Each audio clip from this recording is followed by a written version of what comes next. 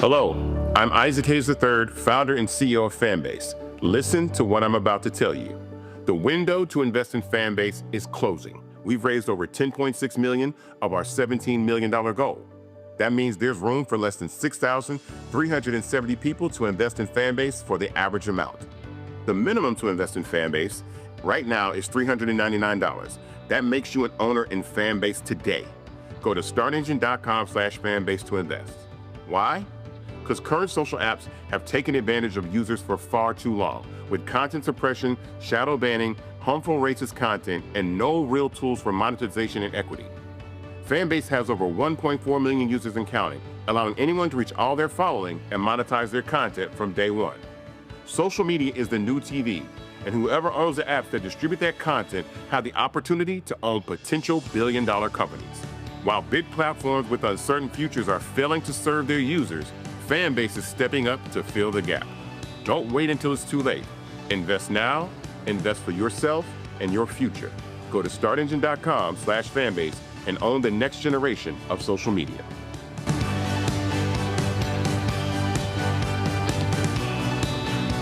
Black Star Network is here.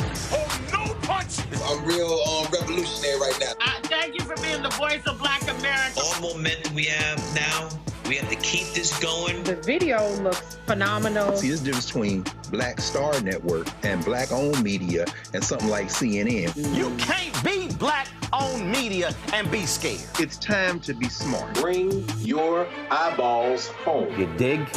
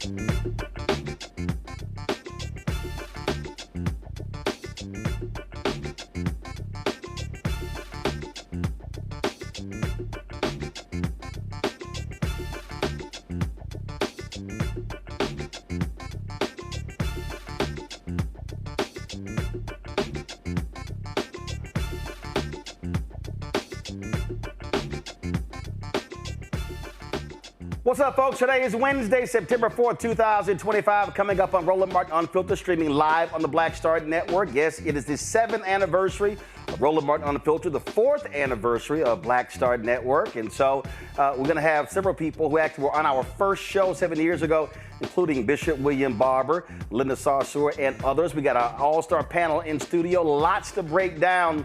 Folks, it's time to bring the funk on Roland Martin Unfiltered on the Black Star Network. Let's go. He's got whatever the miss, he's on it. Whatever it is, he's got the scoop, the fact, the find. And when it breaks, he's right on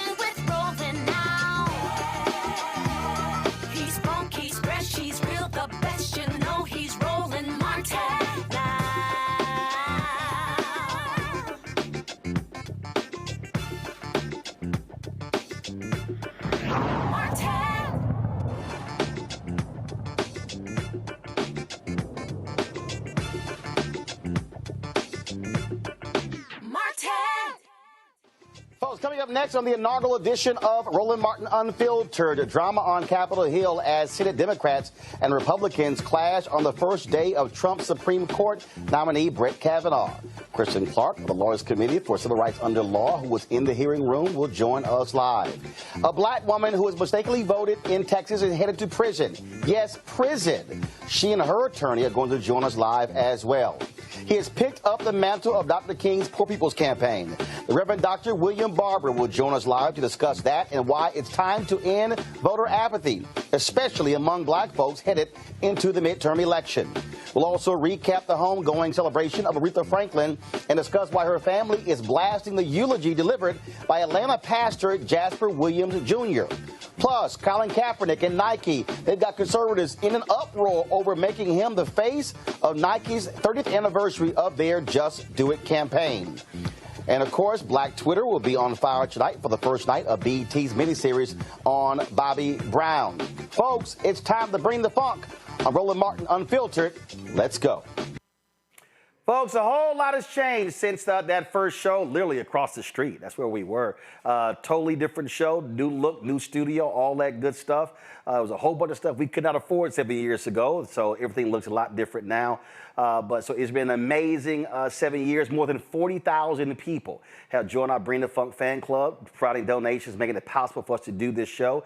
The show was launched with one sponsor, the American Federation of State and County Municipal Employees, as a sponsor. Of course, $350 grand of my own money, and we launched this thing, and a lot of people said it was not going to work. I remember the YouTube people, when they were funding a lot of efforts, they literally said, hey, we don't think black news is going to work. And I was like, all right, we're going to show y'all. So here we are 7 years later with 1.85 million followers in the YouTube Top 100 podcast every week, but 2 weeks since they launched that. And so I think it actually has worked.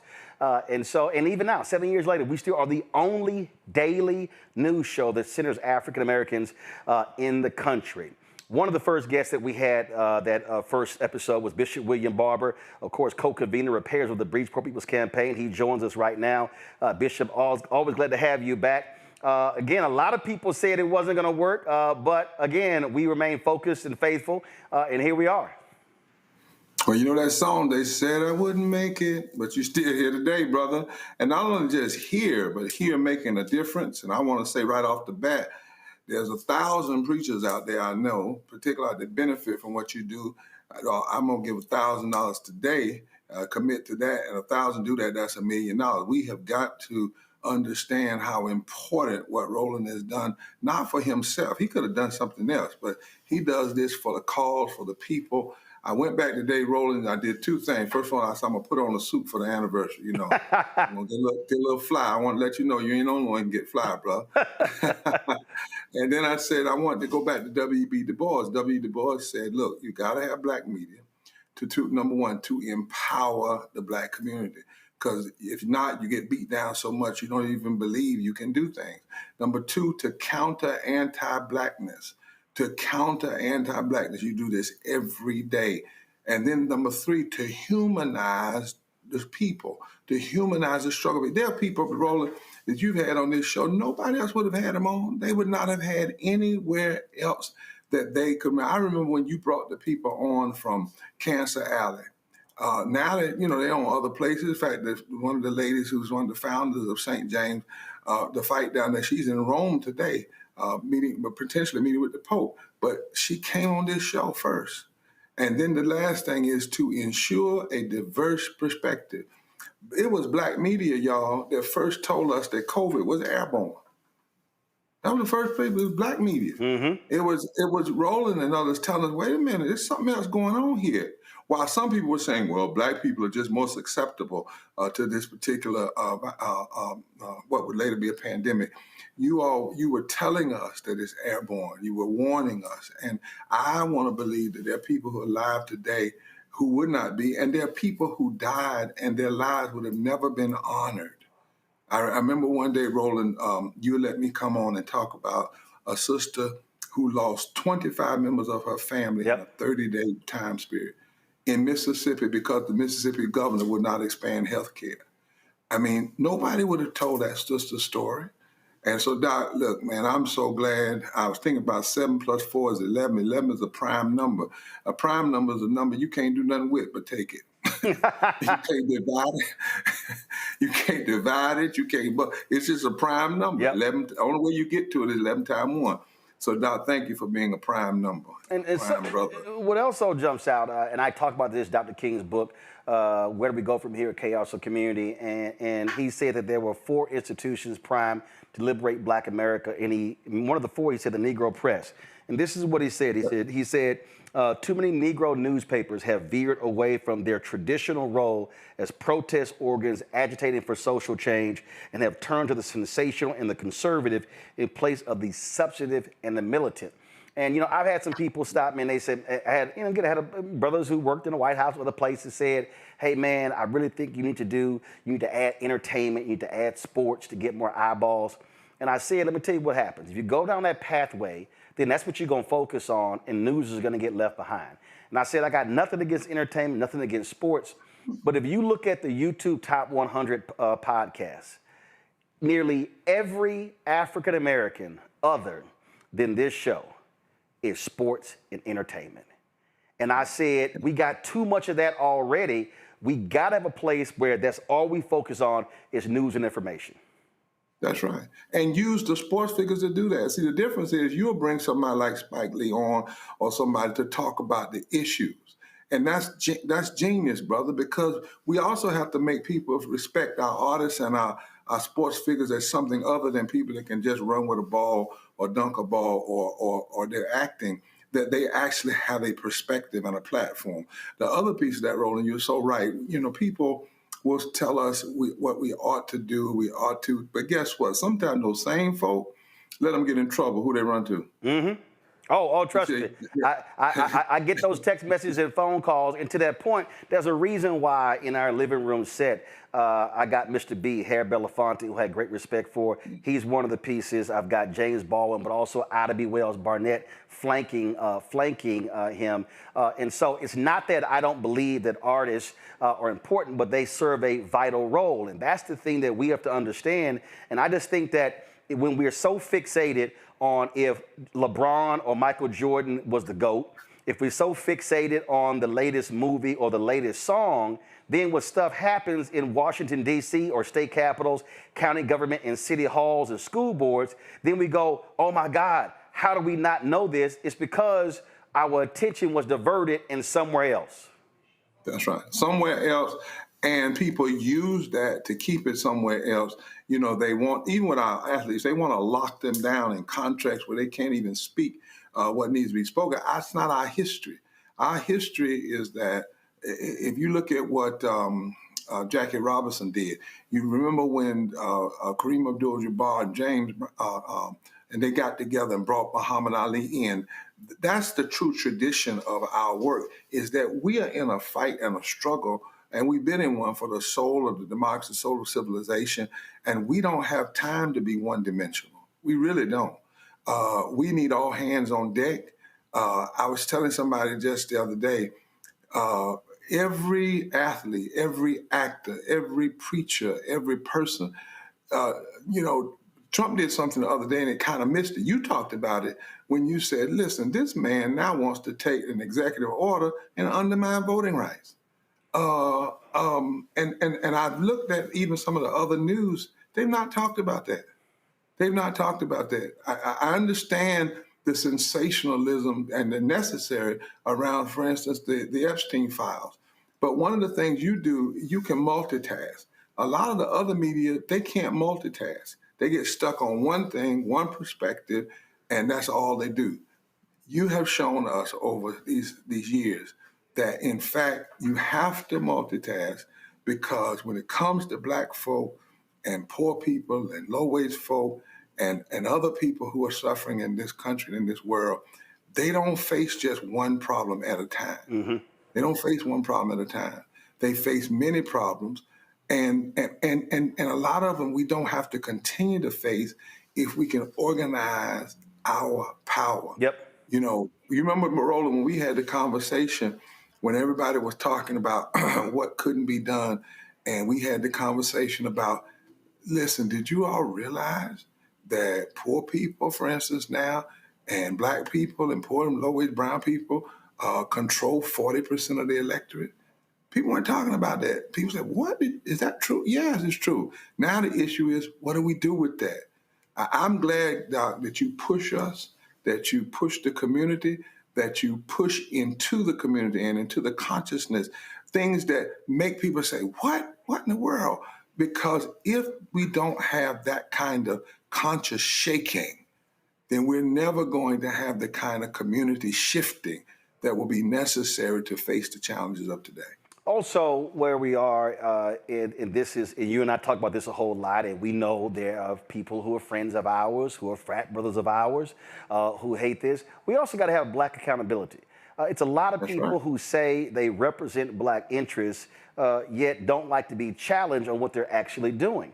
And my philosophy has always been the same. If you do good, I'm going to talk about you. If you do bad, I'm going to talk about you. At the end of the day, I'm going to talk about you. And so we've got to have accountability of folk who are out there representing the interests of black folks who meet at the White House or state capitals or the Congress and then say, okay, you promised you were going to do this. What have you actually done? It's easy to plan an event, plan a protest, plan a march, but I'm always like, okay, what we doing the day after, and then the day after, and then the day after. And I think that's also where we have to be. Part of what King talked about, and Du Bois talked about it, and Martin Delaney talked about it, and Ida B. Wells Barnett, and Frederick Douglass, and Robert Abbott, and John Sinstack, and Louis Martin, and all the pioneers in black-owned media. It was also holding black leadership accountable, saying, are you representing the interests of the people and not yourself? That's exactly right. You know, I'll tell you something funny, Roland. My team that puts together media some years ago had called me and said, we've got you going on Roland. I said, I can't go on Roland tonight. And they said, why? I said, because I haven't figured out the end product. They said, well, just go on and talk about the beginning, get the headline. I said, you don't understand. They said, Roland, your friend. I said, you still don't understand. He's not going to let me get away with a headline on his show. He's going to ask me, what is this going to do? What's the end result? I'm not going on this show until we figure that out. Now, if y'all can figure that out in the next 12 hours, then I'll go on the show tomorrow. If not, then you all just wait until a few days and we get, because the brother is not playing. And that's what we need. This deal of getting a headline and then moving the hell on is not what we need in these times. Our people don't need to be played with and toyed with. The times are too serious in this civilization and this thing. I remember one time that somebody was on your show and they said something like Trump is a racist, and you said, and what else? I mean, because you were like, okay, you said that, but what does that mean?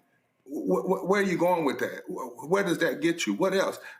Are you going to not deal with the authoritarianism, the neo-fascism, the policies? Okay, what are you going to do in relationship to policy? How is that going to happen? And if we don't have that, Roland, we'll have the tendency, even we used to talk about it in black preaching, where people have a lot of gravy and no substance and no meat. Mm-hmm. And that's not the time we're in, brother. So I want to personally thank you, Doc, for making folk know, even me, that if you're going to go on the show, you better have your stuff ready. You better be able to answer the question, and you better be able to talk about how you're going to start something and sustain it and keep it going until real change takes place. Last point here, I put this graphic up on social media today, sent it out, where as part of our anniversary, our goal is to get folks to give $1 million between now and the end of the year. Let me know when your team has that pastoral graphic ready so we can push that as well. But the point there that I've laid, we got 2 new shows we're launching, a daily show, a weekly business show. We want to launch a health show. And we want to be focused in 2026 to travel this country doing the show in town halls from battleground states. You got critical Senate races in Georgia, in North Carolina. You got a brother running for governor in Nevada. You've got a brother running for governor in Michigan. It's a lot of different races. And what I say is that and you emphasize this, I do as well. we can't just tell folk, hey, we need y'all to vote. No, we have to literally be on the ground, touching people, informing, educating, enlightening, but also organizing and mobilizing, because too much black power is sitting at home, untapped, unused, and we've got to be able to reach these folks to change what's going on. Black power in this next election, in the so-called off-year election, if we go on instead of off, if we don't listen to what the pundits say, well, you know, in the midterms, it's off year. If we say no year's an off year for us, because we have to stay, and that everything we have fought for and are fighting for is under attack. And I say this everywhere, if just 65% of black folk that are already registered would vote consistently, we could flip the entire political strategy, attitudes and atmosphere in this country. So that's exactly what we're going to do. We're going to put that grant. We've already sent it out to hundreds of thousands of people. Those of you that are listening tonight, we want you to grab it from our site, grab it from here, continue to push it out. Let's push this way over $1 million. I want to challenge at least 1,000 people to give $1,000, particularly those of us who are clergy, who are pastors, who could do that for this effort, for this work, for what Roland is doing on our behalf. The brother is not doing this just for Roland Martin. You don't take on this kind of stress and even criticism just for yourself. He literally is saying, I will not be quiet. And y'all know when he says bring the funk, we all know what that means. That's not just about a dance floor.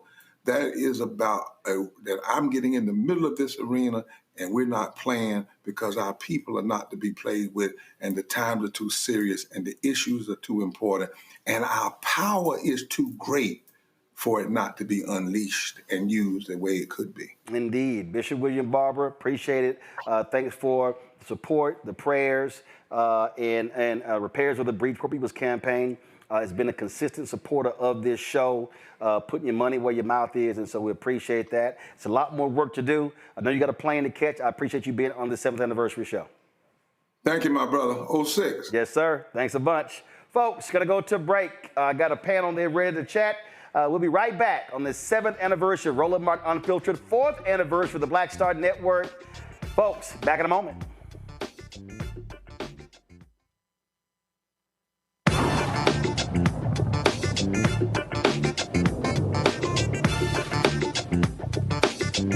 Thank you so much, Roland Martin. I love you, and I am so absolutely committed to you because of your dedication to the Black community in this country. And I want you to know that you are doing the kind of work that we don't get in other places. And I appreciate it. I will support you. I'm available anytime that I can get on the program, because you deserve to have the response and respect of everybody because of the work that you do.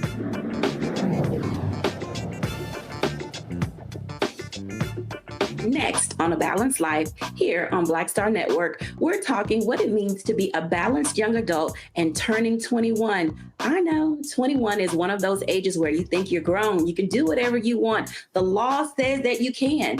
But what are you packing in your 21-year-old toolkit that will allow you to not only survive, but to thrive? You have every right to make whatever decision that you want to make, okay? Because you're grown. Don't go out here and do something and then want to come back and expect somebody else to clean it up for you. That's all this week on A Balanced Life with Dr. Jackie here on Black Star Network.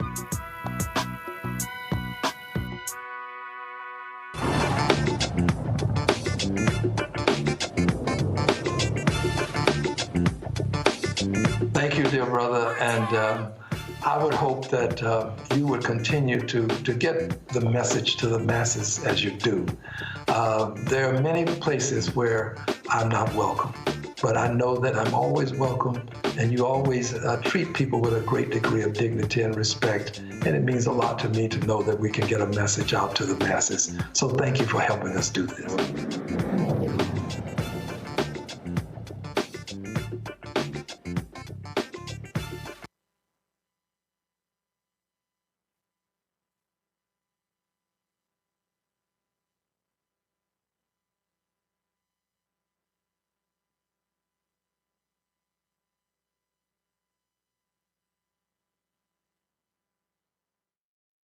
anniversary.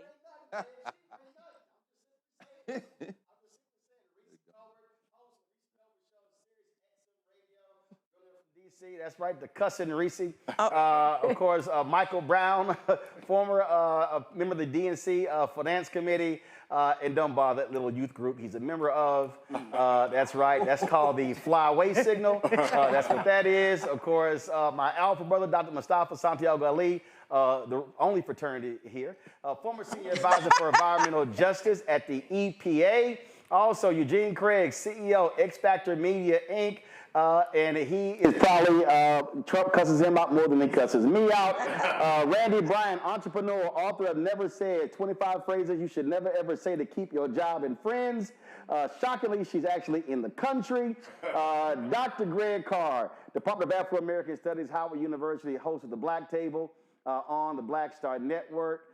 And of course, somebody who we first met, we actually fought at a movie screening, 12 Years a Slave, and it turned into a Twitter beef, and then that's how he got on the show. So, y'all, this is no lie. I'm telling y'all, this is no lie. Plus, Greg was on our first ever Roland Martin Unfiltered 7 years ago. Yep, I got the video. I'm going to play it in a little bit. Wow. And of course, Linda Sarsour is here. Linda's, of course, an activist. She's been working on the ground all over the country and the world. And yeah, she probably has more people cussing her out than I do. So glad to have everybody here. Let's get right into it. But first, before I go to the story, and so I'll start this way. So I'll start with Greg. So Greg was here on the first show. And again, we told this story, y'all. So I was moderating a panel. They had a screening of 12 Years a Slave.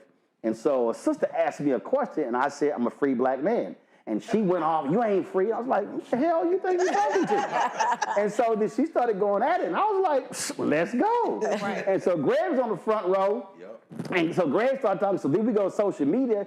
Folks were like, oh, yeah, you ain't going to sit here challenge Greg Carr. I was like, I don't give a fuck who he is. I was like, bring his ass on the show. And people were like, you ain't never heard of the Carr? I'm like, no. Oh, all these Howard people, I was like, come on the show if you want to go. Right. That's how Greg came on the show. And Greg, you said I ain't scared. You said I ain't scared.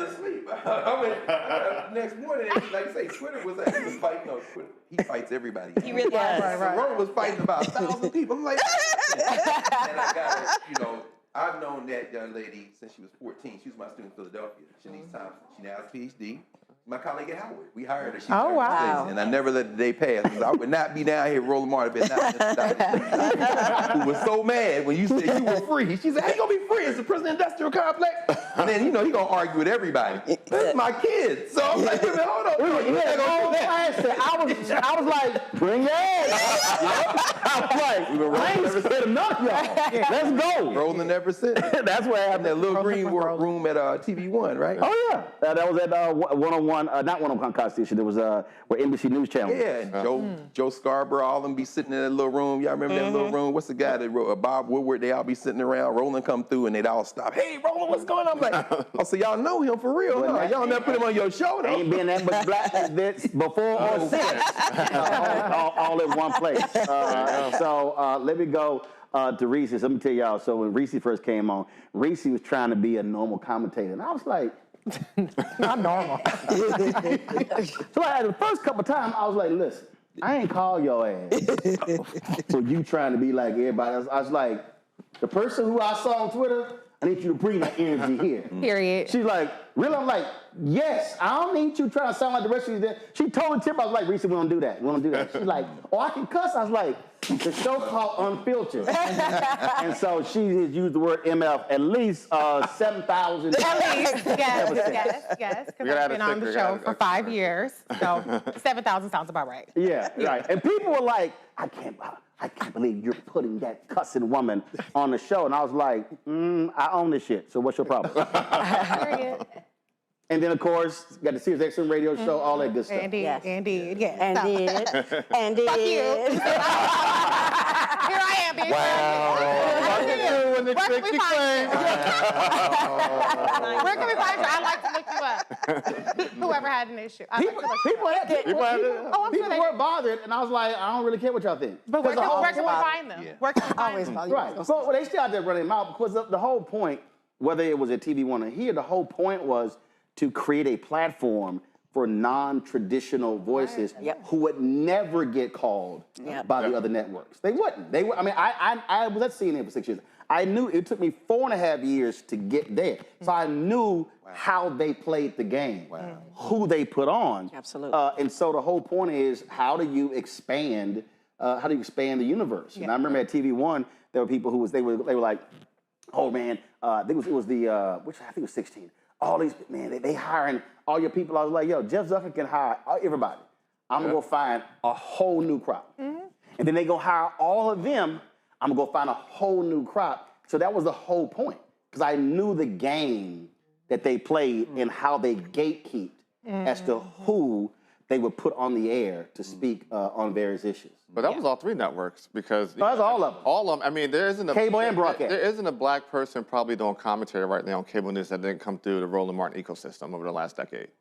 Whether it's Giano at Fox News, whether it's the folk over at MSNBC or the folk over at CNN, every last one of them came through either News One Now or Roland Martin Unfiltered. Yeah. Again, that is understanding in terms of how this whole thing worked. I'm glad to have Michael here because for the longest he couldn't get his damn computer to work.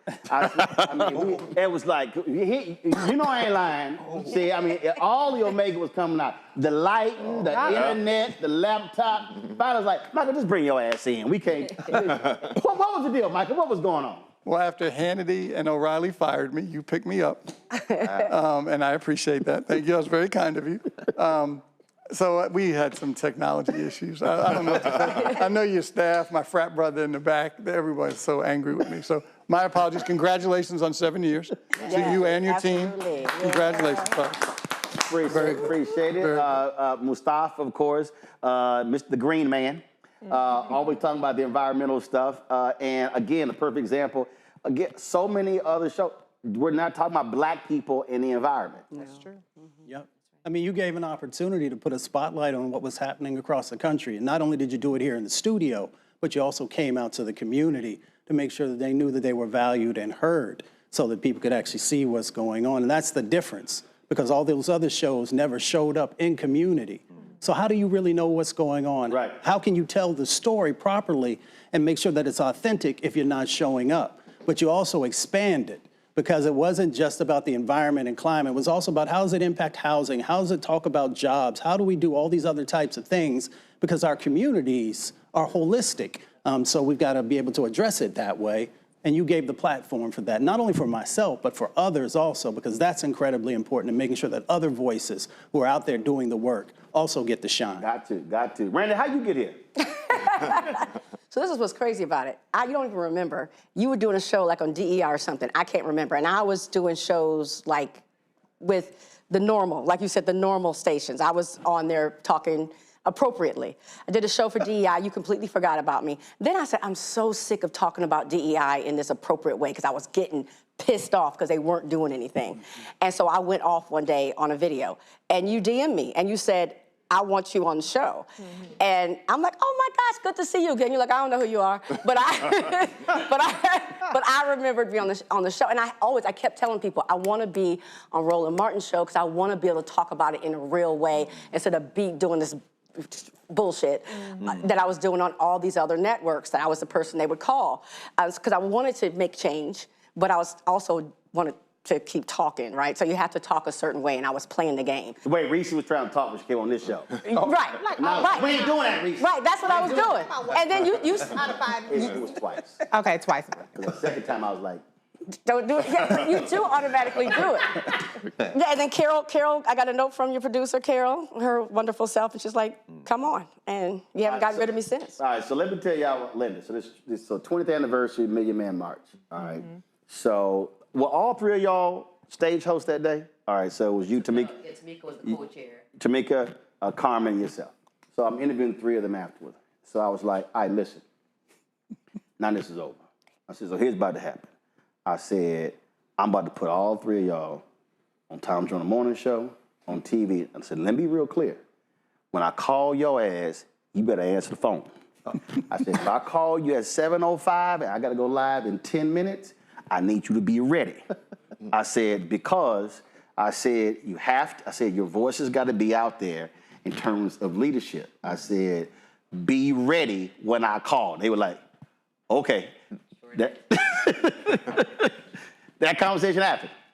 And that was the whole point. Because again, so the whole point is being intentional with how you use media and what voices to put out, knowing how other people were going to freeze folks out or drive a different narrative. That's right.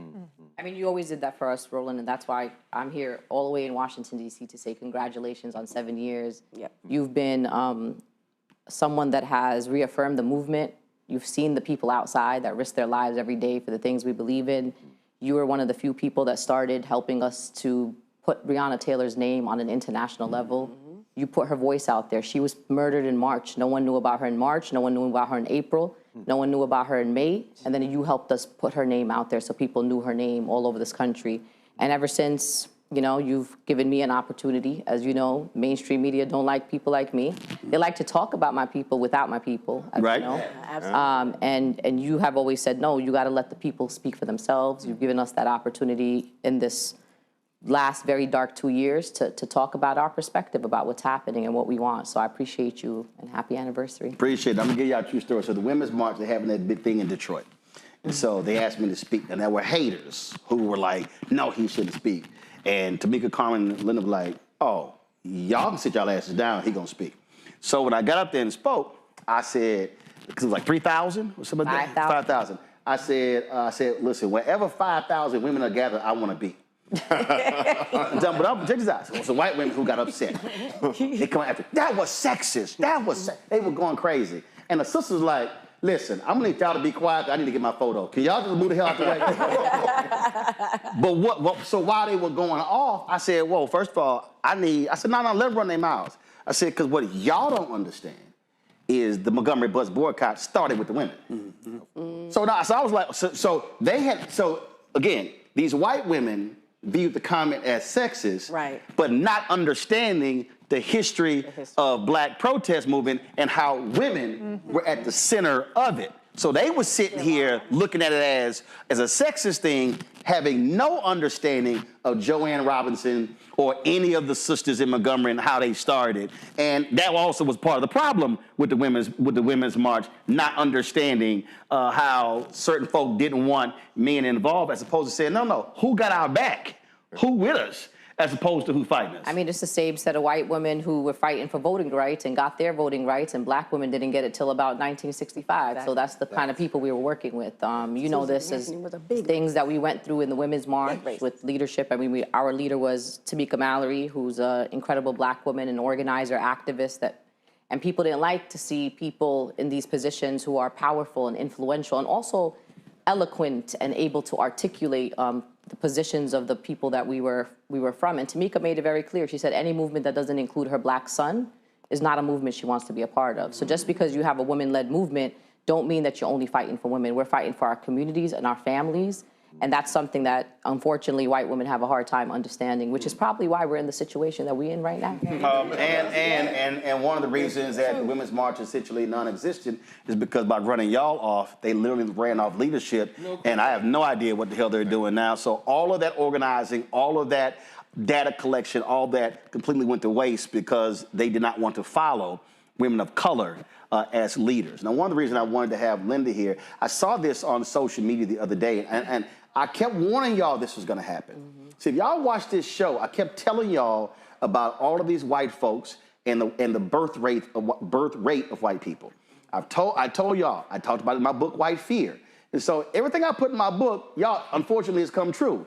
And even though these networks didn't want to book me on to discuss it, and they still won't discuss the reality of white fear in this country, it's still here. So y'all may have seen in the last couple of weeks how white folks like Charlie Kirk and others, by following Elon Musk, all of a sudden now are attacking immigration in Europe. And this video was put out. Watch this. Guys, this is Paris in 2025. They're lying about the numbers.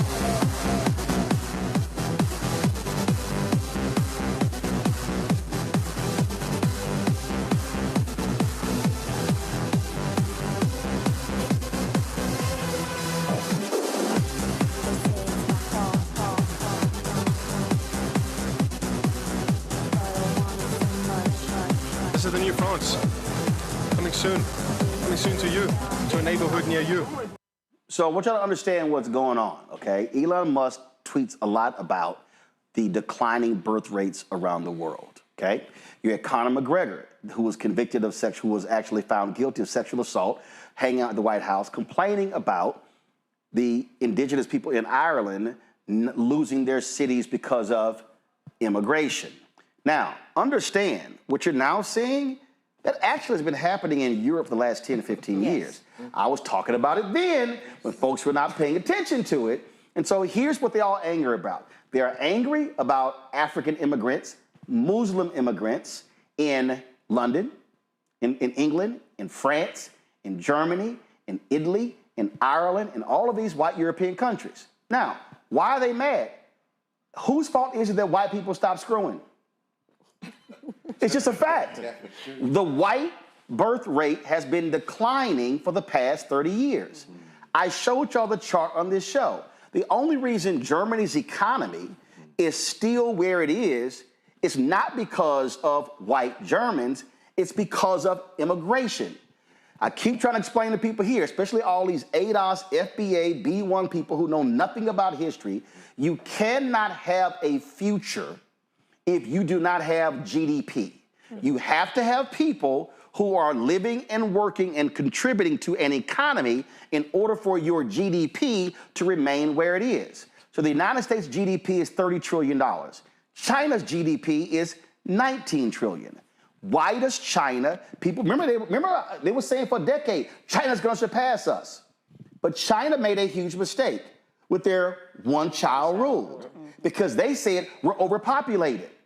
They were not that great at math because they were not counting what's gonna happen in 30 years when a 60-year-old person is 90 and they don't reach 90.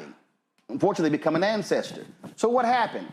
China had to get rid of their one-child rule and go to a two-child rule because they didn't have enough people to replace the folks who were passing. Right. And so all of these European countries are pissed off with black immigrants, pissed off with Muslim immigrants. But let's be clear, those countries will not exist in the next 10, 20 years the way they are now if they do not replace population.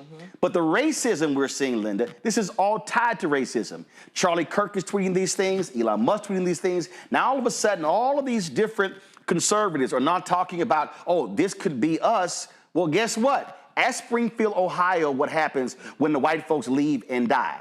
And then they were crapping on the Haitian immigrants, and now the Haitian immigrants are booking. Springfield, Ohio is gonna, they complain, they're about to lose jobs, lose housing, lose all sorts of things because they wanna run the black folks off. This is the latest anti-black, anti-Muslim racism of MAGA white supremacists. That's right. I mean, everything you said, and if the white people in Europe don't want our people, then stop exploiting our wealth in our countries. Stop supporting war. Stop bombing people in places like Iraq. So when you get an influx of Iraqi refugees or Syrian refugees, or you're getting folks coming up from Africa for better opportunities, oftentimes the European countries and the West, which includes us, are part of the reason why they come here. Immigrants, where you are born is where you want to be. I promise you, if you ask any immigrant, if they could live in dignity in the places that they are from, you want to be with your culture, with your language, with your food, with the land that your ancestors, you know. What's called home. Yeah, that's your home. Yeah. Like, my Palestinian parents would love to live in Palestine. Free Palestine, and we promise you our one-way ticket over there.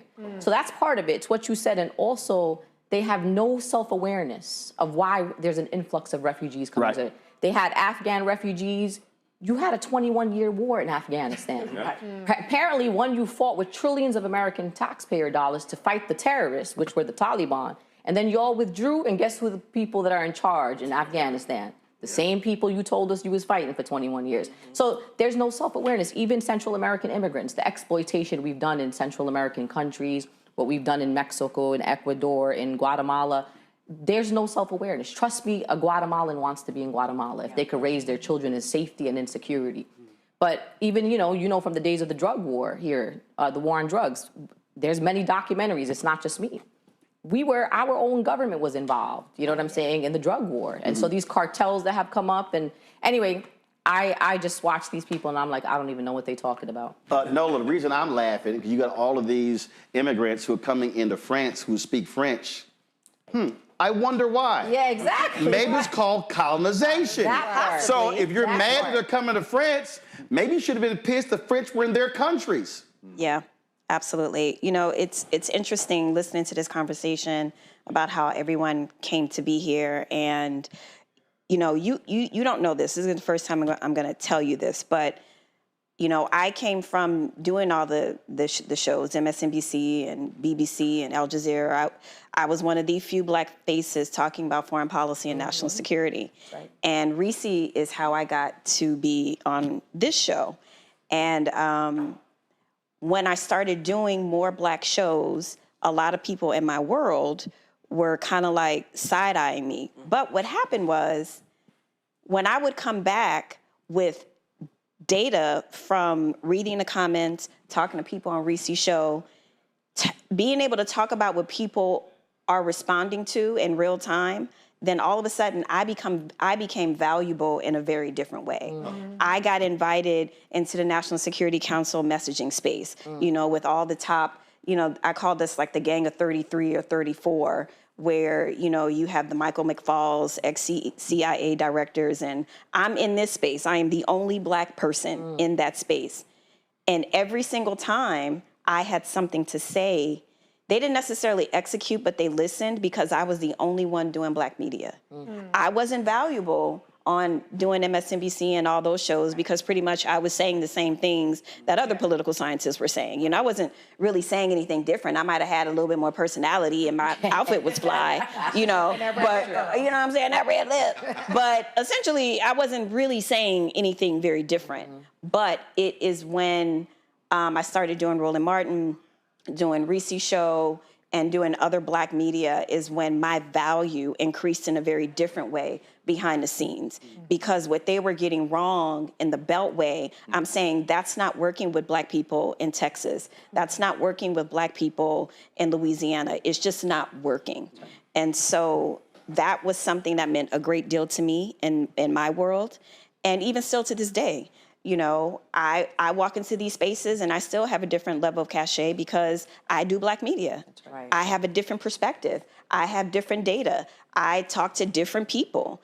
And it's so interesting how I have this concept where, you know, as a Black woman to be visible and invisible at the same time, how you can have a seat at the proverbial table, but are people really listening, right? So I can walk into these spaces and I have a certain level of swag and cachet that I carry, but at the same time, are you really listening to what I'm saying? Because when I think about a lot of the things that happened towards the end of the administration with a lot of foreign policy things, I know quite clearly what I was saying that was not working, but no one was listening, right? And I cannot tell you how many times since then, and I'm not gonna name names, people have come up to me and said, Nola, I wish we would have listened. That's right. I am not kidding. And it's humbling, it's infuriating. And the one thing that I want to say is once we are out of this mire, once we're out of this mess, I see that finger. I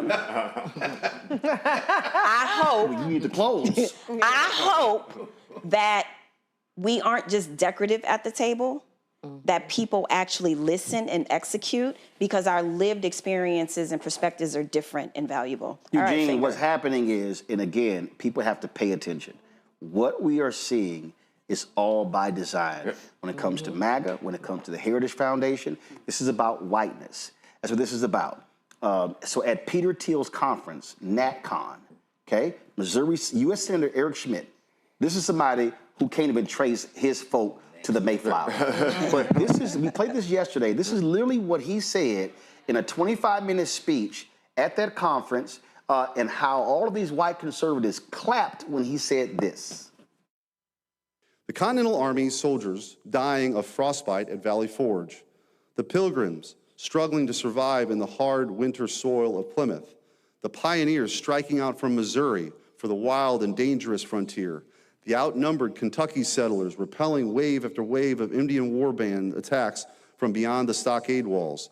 All of them will be astonished to hear that they were only fighting for a proposition. They believed they were fighting for a nation, a homeland for themselves and their descendants. They fought, they bled, they struggled, they died for us. They built this country for us.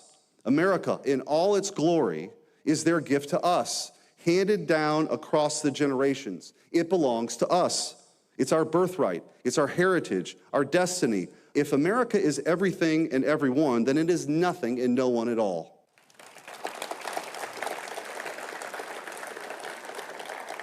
When they tear down our statues and monuments, mock our history, and insult our traditions, they're attacking our future as well as our past. By changing the stories we tell about ourselves, they believe they can build a new America with the new myths, a new people. But America doesn't belong to them. It belongs to us. It's our home. It's a heritage entrusted to us by our ancestors. It's a way of life that is ours and only ours. If we disappear, then America too will cease to exist. Well, see, Eugene, it's very interesting because that's exactly the mantra of the Republican Party. That is pure whiteness. That's white supremacy. It's white nationalism. And what they want to do, even when Mitch McConnell says this reminds me of the 1930s, America's got to remember, Hitler sent his people to the United States to study Jim Crow and brought it back to Nazi Germany. And so what they want to do is the exact same thing. So when these white folks in America are going to France and complaining about these Muslim and black immigrants, this is nothing. It's the exact same thing. They want to extend whiteness and reclaim it globally. And this is the thing, right? So I say all the time that MAGA's built on the foundation of a Steve King. It's built on the foundation of an Andy Biggs. It's built on the foundation of Pat Buchanan. It's built on the foundation of white conservatives that may have been considered fringe for a very long time. And then Donald Trump comes in and puts a happy smile, a jet, a helicopter, a personal security detail in front of it, makes it look really presidential, and then rides that into the White House. So I mean, it's literally been the putting lipstick on a pig to go through the Sarah Palin era that that timeline goes through.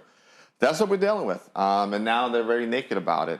Peter Thiel has funded many organizations over the years, and built white South African Peter Thiel. White South African Peter Thiel. Some organizations that disagree with him and lost that funding, and some organizations that leaned into it, and he's still funding and working through them.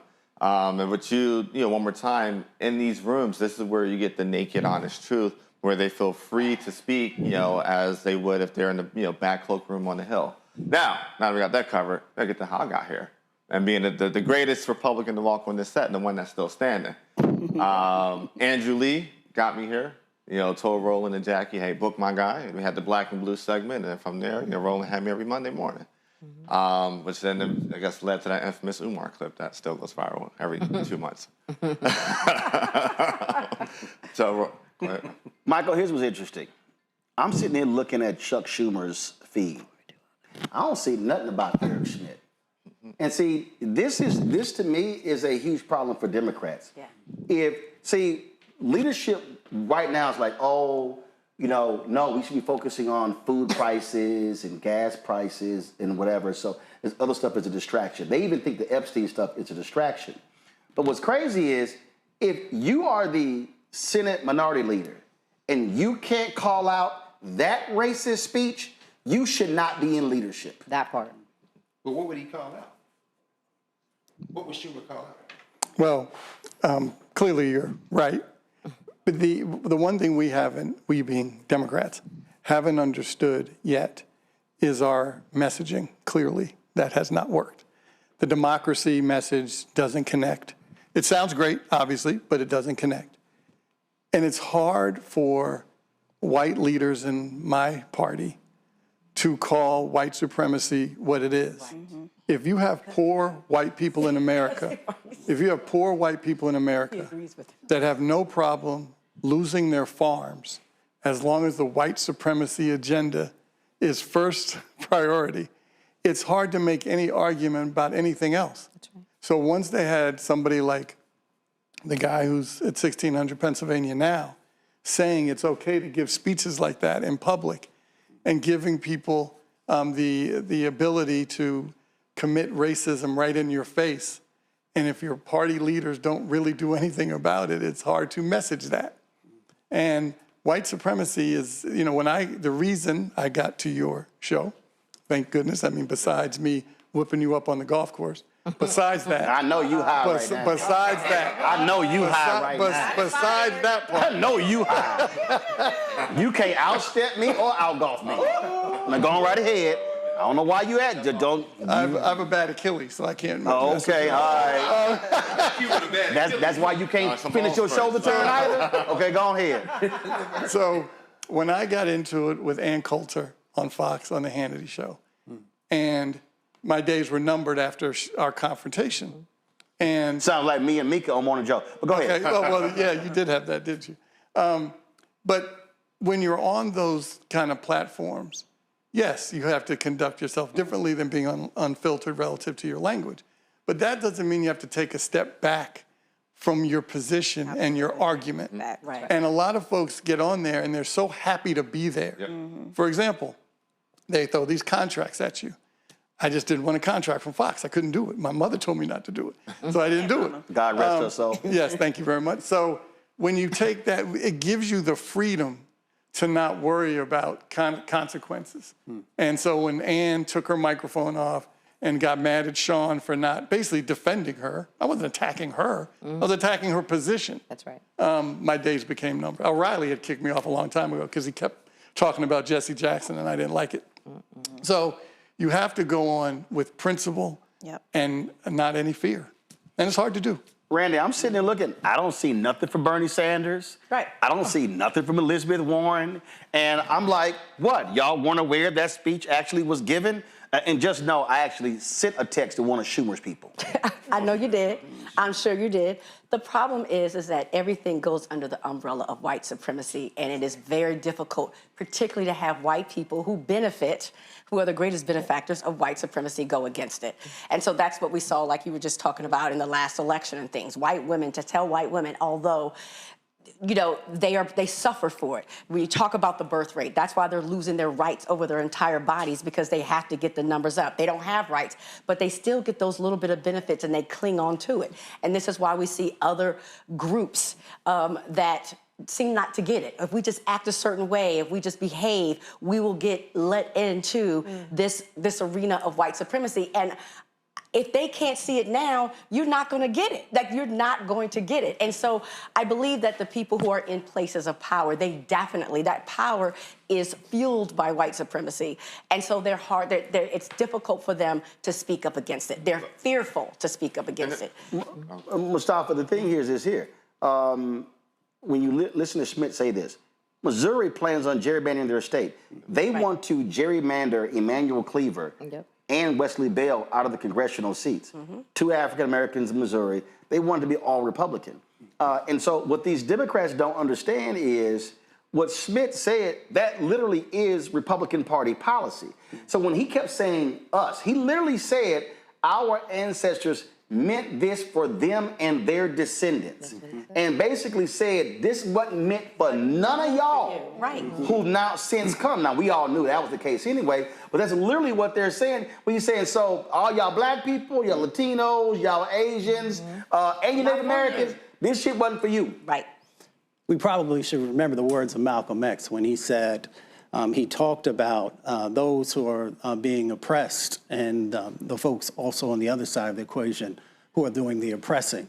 And we see that play out right now when we look at all the things that are currently going on in relationship to the gerrymandering and people grabbing hold of power. So these folks understand the dynamics that are going on in that space, and they refuse to let go of it, and they're willing to do whatever they need to do to be able to hold on to the power, to hold on to the resources, and to push down whoever is in the way. So that's the dynamic that we currently have going on. Greg? Yeah, I agree. We have a fundamental misunderstanding of the nature of nation states. This is a 2,000-year problem. The problem of settler colonies, more specifically, and very specifically the problem of the greatest settler colony in the history of the last 500 years, which is the United States of America. This is the end of the age of Europe. their desperation Yes, it is desperation. is delicious. No, seriously. If we zoom out several tens of thousands of years, you know, sometimes I wonder whether Africans should have ever migrated into Western Eurasia and got caught between them ice ages and adapted. We should never have walked up here in the first place. This might be ultimately the greatest lesson of this, because whiteness is, the culture of whiteness is rooted in a sense of scarcity, in a sense of insecurity, and that comes from resource scarcity. So their whole philosophy, when he goes through that, I love Eric Schmidt, the former Attorney General of Missouri, because that's what we all learned in school. It's manifest destiny. It's that white woman floating over them as they go to California. This is what they do. So when Schmidt talks about the Pilgrims, these religious fanatics, the Christian version of Al-Qaeda in some ways, when they got here to the Massachusetts Bay Colony, they looking to do murder. Why? Because they came from a place where murder was the standard. When he's talking about Lewis and Clark leaving from Missouri at the behest of Thomas Jefferson, he forgot about Sacagawea and York, who was a captive enslaved by them, who went out there, who was in meeting with the indigenous people on the way out. But our problem is we want them included in the narrative so that we can somehow say, we too are Americans, we built this. And as Richard Pryor says, shut up, fool, you want the Indians mad at us too? Why are we buying into this criminal enterprise? Chuck Schumer ain't gonna say that because he believes that same story. He just wouldn't say it that way. They think America's exceptional. This is American exceptionalism. We have always used that language, but not because we believed it, but because it was a defense mechanism. Everybody who has improved this country that is not white has done so in order to build a society that these people never imagined. Right. So I don't say that it started with the Tea Party or with, no, this started with George Washington. It started with William and Mary. It started with the Virgin Queen. That's why Virginia, and it continued and echoed through the years. Eisenhower is no different than them. Grover Cleveland was no different than them. Rutherford B. Hayes was no different than them. Andrew Johnson was no different than them. And everybody before Lincoln, they said, well, Trump is the worst president ever. The first half dozen of them were human traffickers. How in the hell are you going to say, no, they're all worse? I said all that to say this. This platform, this station allows us to have that conversation. And we're at an age now where they'll never be able to go back to Walter Cronkite. They're saying Dan Rather's still doing news 20 years after he is. Everybody now, Mehdi Hassan got a show called Mehdi Hassan Unfiltered. God bless you, but we all know where you got that from. And I'm loving Zateo and all that stuff, Midas Touch, whoever you want to name it. Every time I see you, sis, it's not on the stuff that was legacy media, but everybody's watching those other platforms now. They can't put their world back together. Now they're trying to compete who's going to be the most radical sounding. Don't even worry about that. Come over here. Because we're not doing this to build America. We're doing this to build a new society.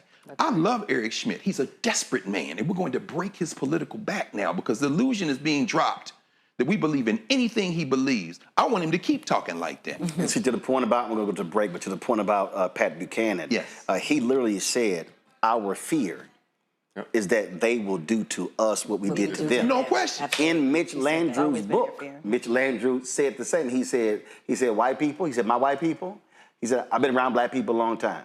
Trust me, they have more empathy than we do. They won't do to us what we did to them. But again, but that literally is what's driving their fear. Absolutely. And that's why they cannot handle 2043. Absolutely. They cannot handle Black power and Latino power, and then Latinos are going to have to come to their realization that you have to deal with your whiteness because you got white Latinos who are more white than they are brown, and not realizing that they also don't like y'all. I'm like, don't get that confused. They'll use you for numerical reasons, but do understand they don't like y'all either. They don't want none of us who ain't pure Aryan in this country and in power. And it's right there. That is a sitting United States senator at a right-wing conference funded by an apartheid and a son of apartheid, Peter Thiel, who funded J.D. Vance, the current vice president, and that's his conference. So you cannot decouple Thiel and the Edmund Burke Foundation and NetCon from Schmidt, because that is literally where they all stand. I'm going to go to break. We come back. We're going to talk to Congressman Glenn Ivey on today's show. Also, Crystal Mason was on our first show 7 years ago. Do y'all realize that sister is still fighting to be free of the racists in Tarrant County, Texas, who still want to imprison her for a vote that was never even counted. She'll join us as well, folks. You're watching Roland Martin Unfiltered on the Black Star Network. Support the work that we do. Join our Bring the Funk fan club. Again, this is our anniversary. Our goal is simple, to get our folks to contribute at least $1 million between now and the end of the year. There are multiple ways to do so.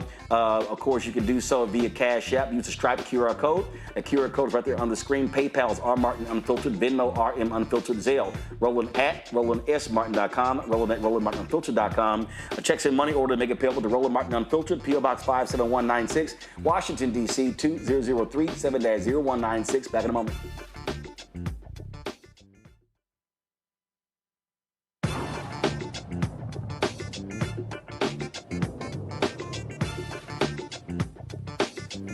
Thank you, Roland, for covering the matter, because, like, we have to save ourselves.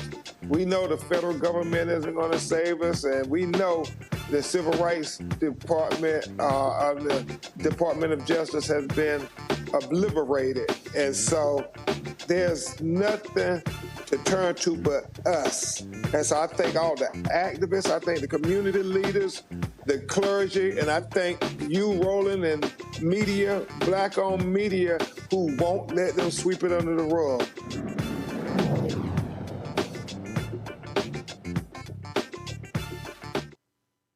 Black Star Network, what's happening? It's your man, Kim. And look, my new single, Rock With Me, is on fire. We debuted as the #1 most added and greatest gainer at R&B radio. So look, I want you to go check it out at musicbykim.com. Listen to it, download it, tell me what you think about it. Also, make sure you sign up to be a part of my community so we can stay connected. At Music by Kim on all social media platforms. Thank you for rocking with me. And keep love on the one. 'Cause I want you to rock with me. We live in a strange world till the darkness falls forever. Baby, let's be the dawn.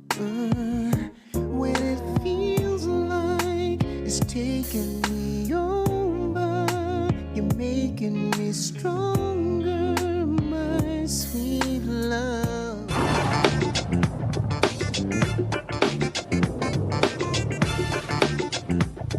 I'm a big fan of your work, and I really appreciate the important role that you play in informing, all of us about what's going on.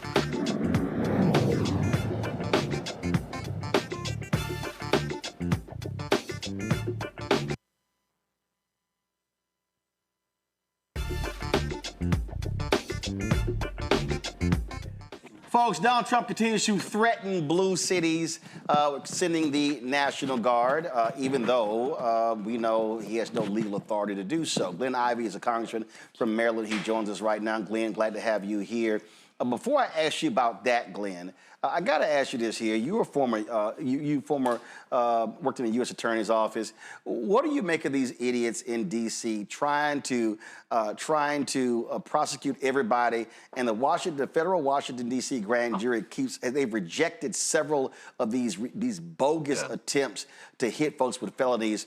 It's rare that a grand jury rejects a prosecutor's effort to indict, but repeatedly they're like, nah, this ain't flying.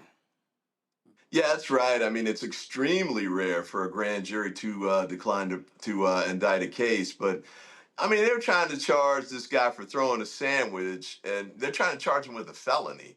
So, I'm not surprised the grand jury not only declined to indict, but apparently was a little bit insulted that they would waste their time with something like that, because it really is a waste of time. And, Pirro is the new U.S. attorney, and she's coming in, pounding her chest, acting like she's going to be so tough and everything. But those are ridiculous cases to pursue. That's a very serious office. It's an arm of the Department of Justice. They should be pursuing serious cases. Well, and what we're seeing is, again, they're claiming how they've just drastically slashing crime all across Washington, D.C. But when you look at the actual arrests, so many of them are misdemeanors. They're not actually impacting violent crime. Right. Yeah, I think a lot of that is kind of, fake counting, fake numbers, essentially. But at the end of the day, though, even if hypothetically there was some sort of effect where they were reducing violent crime, it's just a short-term solution, and we know violent crime is a long-term problem. So why don't we do things that we know will work in the long term? When I was a prosecutor in the U.S. Attorney's Office, I was there in the early 90s. Homicides were at 450 to 500 per year.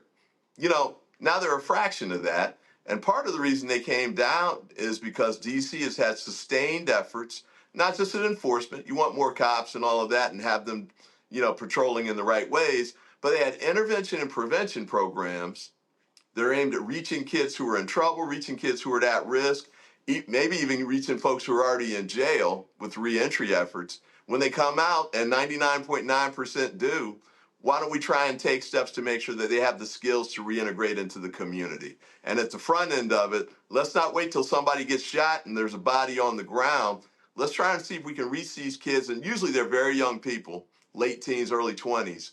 Let's see if we can reach them before they get to that stage, get the gun out of their hand, and find other ways to resolve whatever the disagreements are. And then, of course, the longer term piece, if you get kids who are getting the education and they see a path forward with respect to jobs and other traditional paths, they'll take that. Not a lot of kids grow up saying, I want to go to jail, I want to be a criminal and all that stuff. There's something that they turn to for a variety of reasons. Let's attack those reasons on the long term. Obviously, these troops aren't about doing that, and they're not trained to do it. It's a waste of time. It's a waste of money. One last point. The Republicans in Congress are withholding $1.1 billion of DC's money from DC. Now, if they give the $1.1 billion or, free it up so DC can use it, the mayor's already said she wants to use it for cops and teachers. So free up the money, let them decide how to use it in the way they want to. Take these guys off the street. If you want to spend $1 million a day, in the District of Columbia, go ahead and do that, but do it on stuff that's going to make a difference in the long term. Last question here, and that is, we talk about moving forward. I mean, the reality is, look, Republicans control the purse strings, they control the House, they control the Senate, and now that Congress is back. What I'm hearing from people all across the country, folks say they want a far more aggressive fight from the Democratic Party. If you look at the polling data, people do not have, even Democrats and progressives have much faith in Democratic leadership. When you travel the district, what are people saying to you, and what are you taking back to leadership that they need to be doing? Because again, people do not have faith that current Democratic leadership, House and Senate, knows how to effectively combat Donald Trump and MAGA. Yeah, I mean, that's out there a lot. I mean, a couple of the things that we need to do is continue to build on the cases that we have in court. We've filed some of those in the House of Representatives. The Democracy Forward group, which is supported by the unions, have done an outstanding job in court, getting a lot of injunctions in place. But a lot of times, by the time they get up to the Supreme Court's not necessarily overturning them on the merits, but they're giving the Trump administration enough room to keep doing the destructive activities. I think we need to make sure we keep pushing on all fronts that we possibly can. That's protests like the ones we did, today with respect to D.C. and the militarization of the city. I think it also includes efforts to do focused and targeted work on these toss-up districts in Congress. We need to take the House back next year to actually regain some kind of power. We need to focus on the targeted districts where we've got a shot to do that. And there's some all across the country for sure, but it's not high profile work, it's not pretty work, but it's the work that can actually win elections. And it's door knocking, it's licking stamps, it's reaching out to people early. Don't wait till the October before the election kind of outreach. Start now. And we can do things where we're explaining to people to make sure they understand that there was a $1 trillion cut to Medicaid that's going to affect them, that there are going to be cuts that take away the tax credits that help them afford health care coverage under Obamacare, that they are going to lose SNAP access and the like, so kids won't necessarily be getting lunches at schools like they used to. There's all kinds of things that have been taken away from them. We need to make sure they understand that and know that that came from Trump and the congressional Republicans. And then the last piece of what I would say on this front is, we've got to make sure we're doing everything we can to connect with people where they are. Part of this is communication.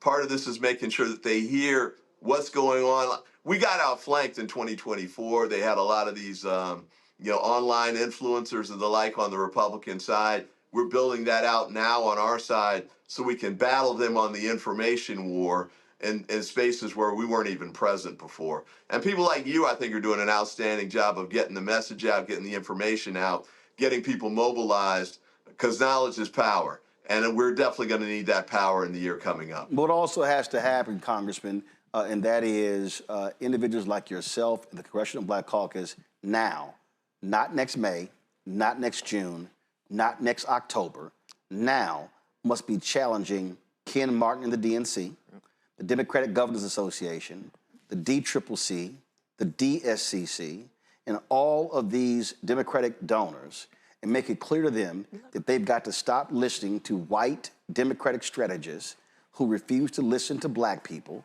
who refuse to listen to Latinos, who keep putting billions of dollars into legacy media, funding those networks that nobody's watching. And then what they do is they make digital media compete for a crumb, not crumbs, a crumb, and try to justify all of this. And that, to me, is nonsensical, and it makes no sense. And I've made it perfectly clear to progressive campaigns. I told them what Fat Joe said, yesterday's price ain't today's price. If you want to run ads over here, you're going to pay a real number. What you're not going to do is play me small. And folk like yourself and others are going to have to be very clear with these people, because they need to understand that the game has changed. You cannot target black people the way you used to. That thing is out the window. Even the Obama campaign effort is out the window. It has to be a much longer runway, much more intensive, and it has to be real investment. And unfortunately, too many of these white Democratic strategists do not want to do that. And they're going to learn a painful lesson. And I'm telling you right now, you can mark it down. If they do the same thing next year they did in 24, y'all are not going to win the House. You're not going to win the Senate.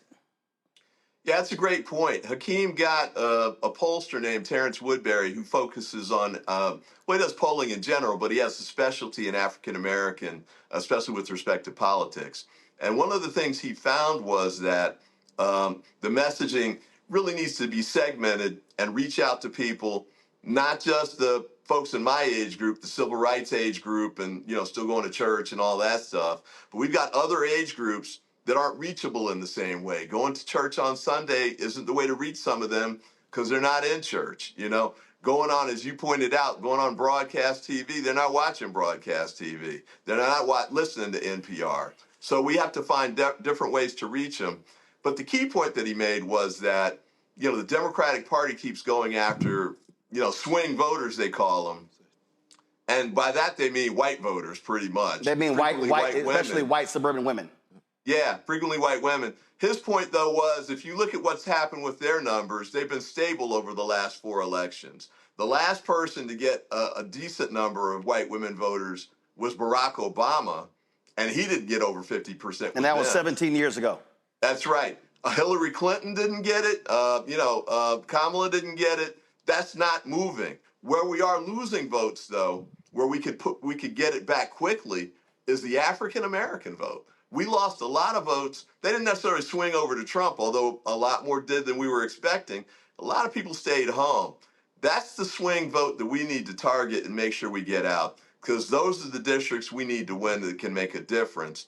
And I think also the messaging for African Americans is going to work with a lot of these folks. Latinos and some of the other groups in particular, maybe not to the extent they will with us, but they're losing health care too. They're going to run into high energy prices too. Their groceries are going up too because of the tariffs and things that the Trump administration's doing. We've got to explain to them so they understand that, and we've got to explain the alternative approach that we want to present them with, a lot of which happened in the Biden administration that Trump's dismantling right now. So we've got our work cut out for us, but I think you're right. We've got to make sure, A, we don't wait till the last minute to start getting the messaging out. B, we got to make sure we target the most loyal voters that we have in the Democratic Party or actually anywhere across the board, the African-American vote. Well, just so you know, I met last year with the House Majority PAC and the Senate Majority PAC and never heard from them again. Not one penny was being paid. So you might want to tell Leader Jeffries and Leader Schumer that.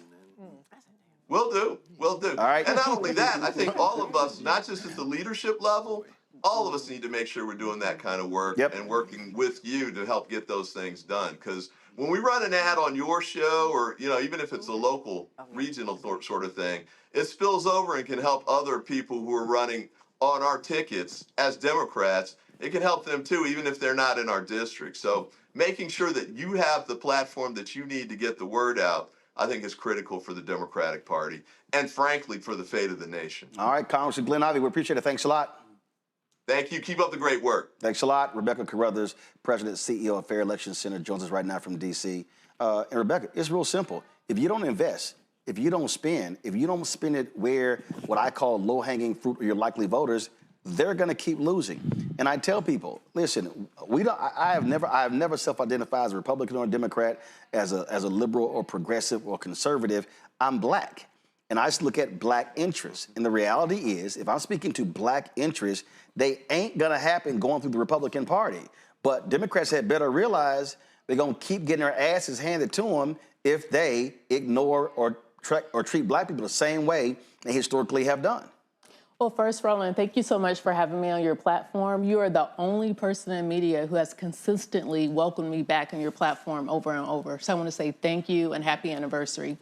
What's really interesting with what the congressman just said and then what you're saying is that, okay, so we're talking to strategists. We're talking to Terrence Woodbury. He's doing the polling. He's saying, hey, you need to talk and segment out black folks. That's great, but what are you going to talk about? We have hit the 200-day mark of the Trump administration. Trump told us last year through Project 2025 what he was going to do in the first hour, first 24 hours, the first 50 days, the first 100 days, the first 200 days, and now they're telling us what they're doing in the next 200 days. So why haven't we heard from the opposition party, allegedly, they're supposed to be the opposition party, why haven't we heard, hey, give us the House back and we'll tell you what we're going to do to stop what's happening in this current administration? And by the way, give us some of the governorships that are up next year, and we'll tell you what we'll do state by state. Like, I am seeing today that California, Oregon, and Washington State is saying they're going to fight back against RFK Jr. and actually have a pact to make sure that there's actually vaccines in America, because, by the way, they're safe. And by the way, black folks, a lot of black people actually invented some of these vaccines that we're using today that's saving millions of lives. So my point is, what is the affirmative message that we're going to hear from the opposition party? Why aren't they outlining it now? Give us a reason to vote. And then give us a reason to vote for you. And so you could say, oh, we need to segment people out and talk to them, but talk to them about what? Start that messaging today. I'm not just talking about surface level messaging of Trump is bad, but give me policy. The thing is this, right? Republicans did that. Like, Democrats are playing catch up, but this is exactly what Republicans did going back to 2015, 2016. I was sitting down with vendors like L2, Cambridge Analytica, that were going out and buying every data point possible on Americans and taking those data points and literally formulating thousands, not tens, not hundreds, literally thousands of variations of different ads to say, okay, look, we know these 20 people on this block and this precinct care about this little minute issue. And we're going to make sure every time they open up Facebook, they see an ad with this candidate and that issue. The Trump PAC in January, February, and March were running ads on black radio stations in Michigan, Ohio, Georgia, that included transgender messaging. Yes. And I remember sending a text message to the deputy campaign manager for the Harris campaign, who's black. And they literally said, oh, we've looked at it, and then even later, we don't believe this is going to move the needle. And I said, y'all are idiots. So what happened was they were testing the messaging on black radio in the first quarter, And that's why those commercials, and that's why Charlemagne and DJ Envy, that was included in the commercial.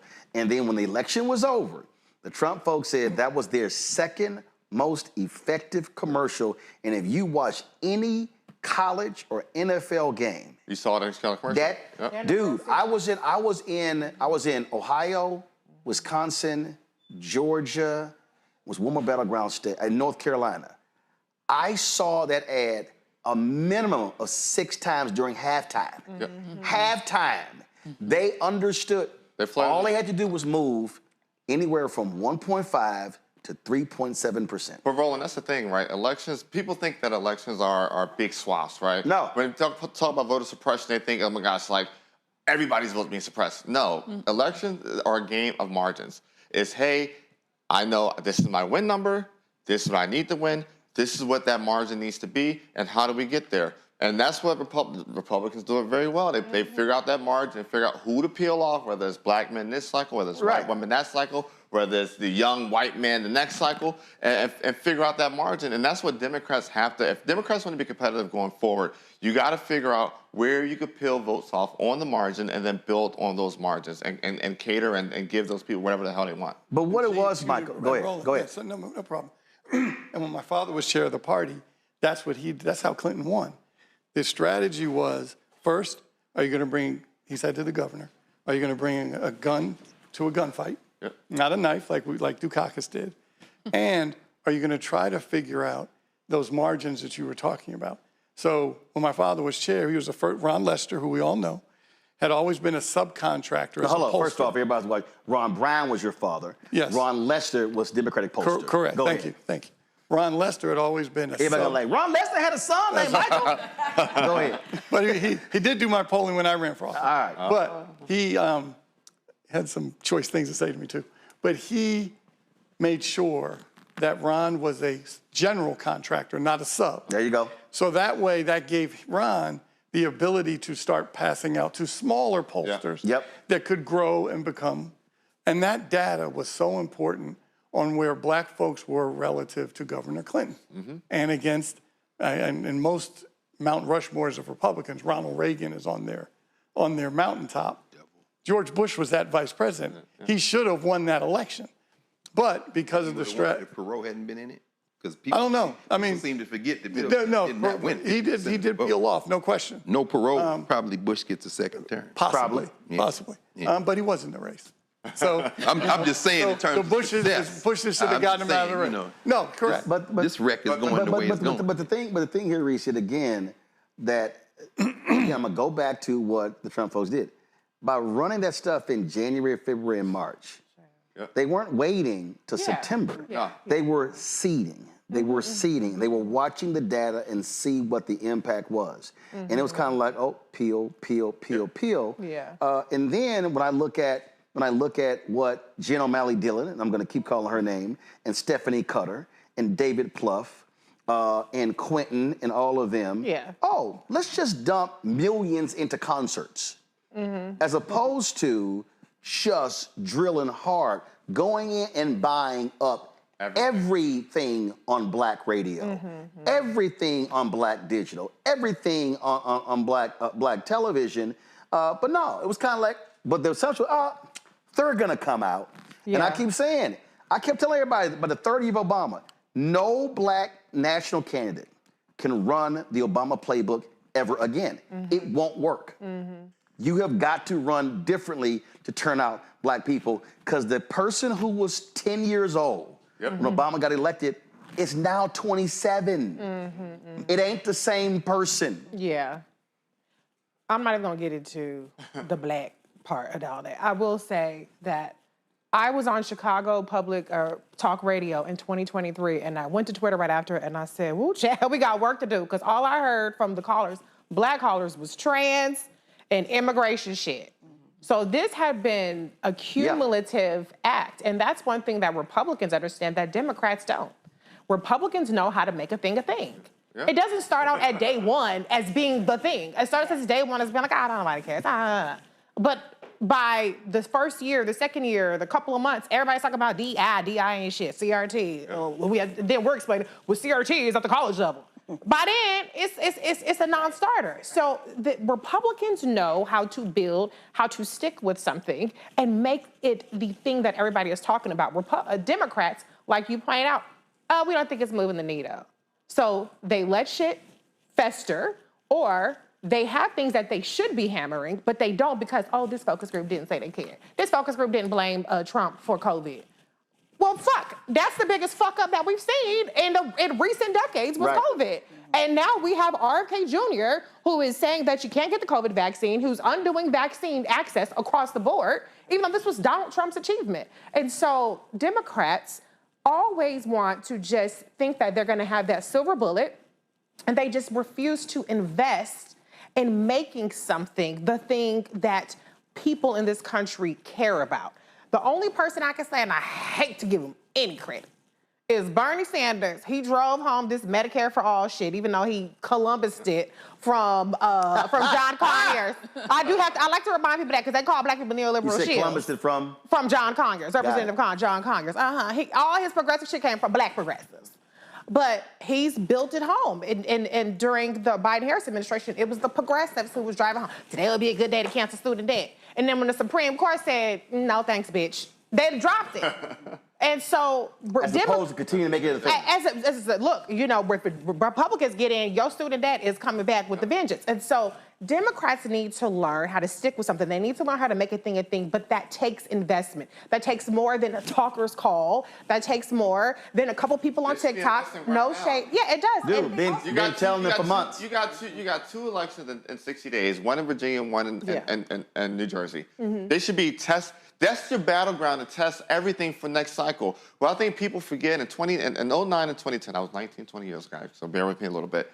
But what I do remember is that what I saw every day on TV were Republicans running around talking about death panels, take away your health care. Now, all this shit was bullshit and lies, but it was enough festering for 2 whole years that by the time November 2010 rolled around, people were voting on, okay, grandma maybe have to face the death panel. That, her Medicare was not going to be paid for. And then this black guy in a tan suit's going to take away health care from all of us in general. I want Randy, real quick. Republicans play off of emotions, and that's the part. And we want to have deeper than logical that. conversations.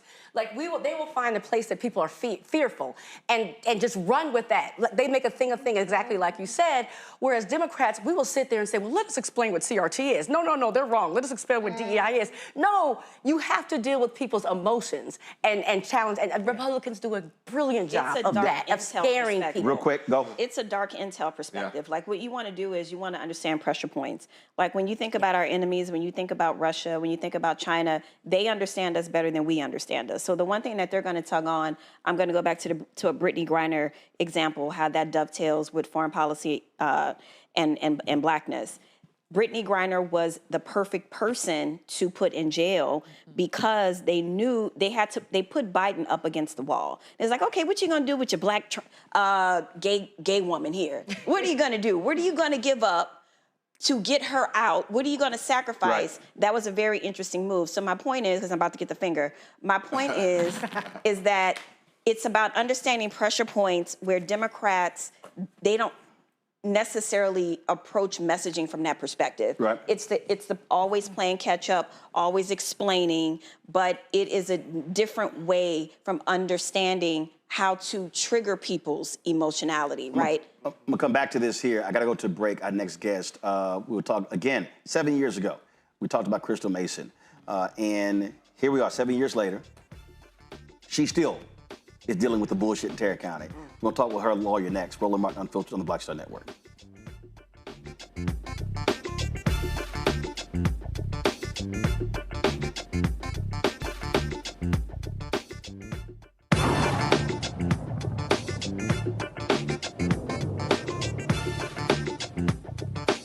Take my hat off to you. I salute Roland Martin Unfiltered. You're doing a bang-up job. I wish that you would issue an IPO because I would certainly invest.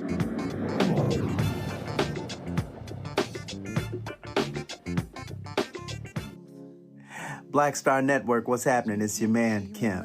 And look, my new single, Rock With Me, is on fire. We debuted as the #1 most added and greatest gainer at R&B radio. So look, I want you to go check it out at musicbykim.com. Listen to it, download it, tell me what you think about it. Also, make sure you sign up to be a part of my community so we can stay connected. At Music by Kim on all social media platforms. Thank you for rocking with me. And keep love on the one. 'Cause I want you to rock with me. We live in a strange world till the darkness falls forever. Baby, let's be the dawn. When it feels like it's taking me over, you're making me stronger, my sweet love.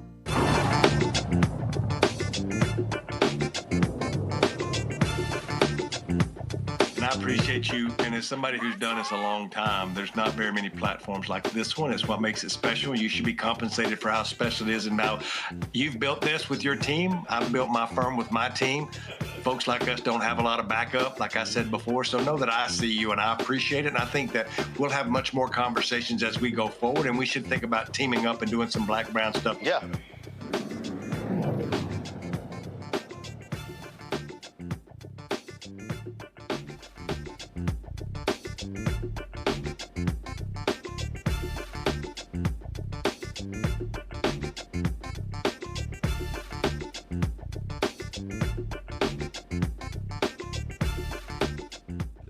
All right, folks, welcome back. Roland Martin Unfiltered right here on the Black Star Network. 7 years ago when we launched our show, we told you about this story out of Tarrant County, Texas. Tarrant County, Texas, where Crystal Mason, a black woman, she tried to vote.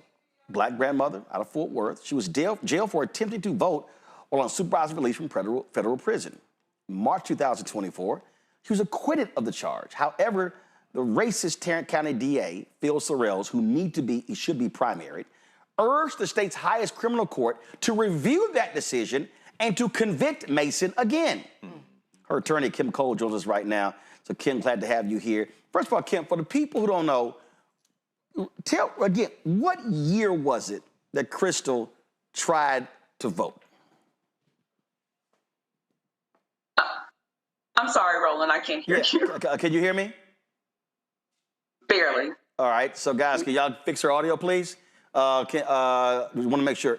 So, Kim, can you hear me now? Yes, I can. All right, what year, what election was it where Crystal tried to vote? 2016. 2016. That's 9 years ago. Yes. Now, she tried, so her vote was never counted because they went after her. That violated her, because she had gone to prison on federal charges. So she had to go back to prison. How long was she have to go back for? She had to go back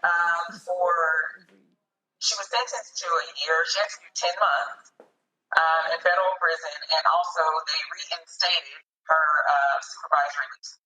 All right, so she goes back for almost a year, reinstate supervised released. And y'all have been going back and forth, appeals court, all this sort of stuff.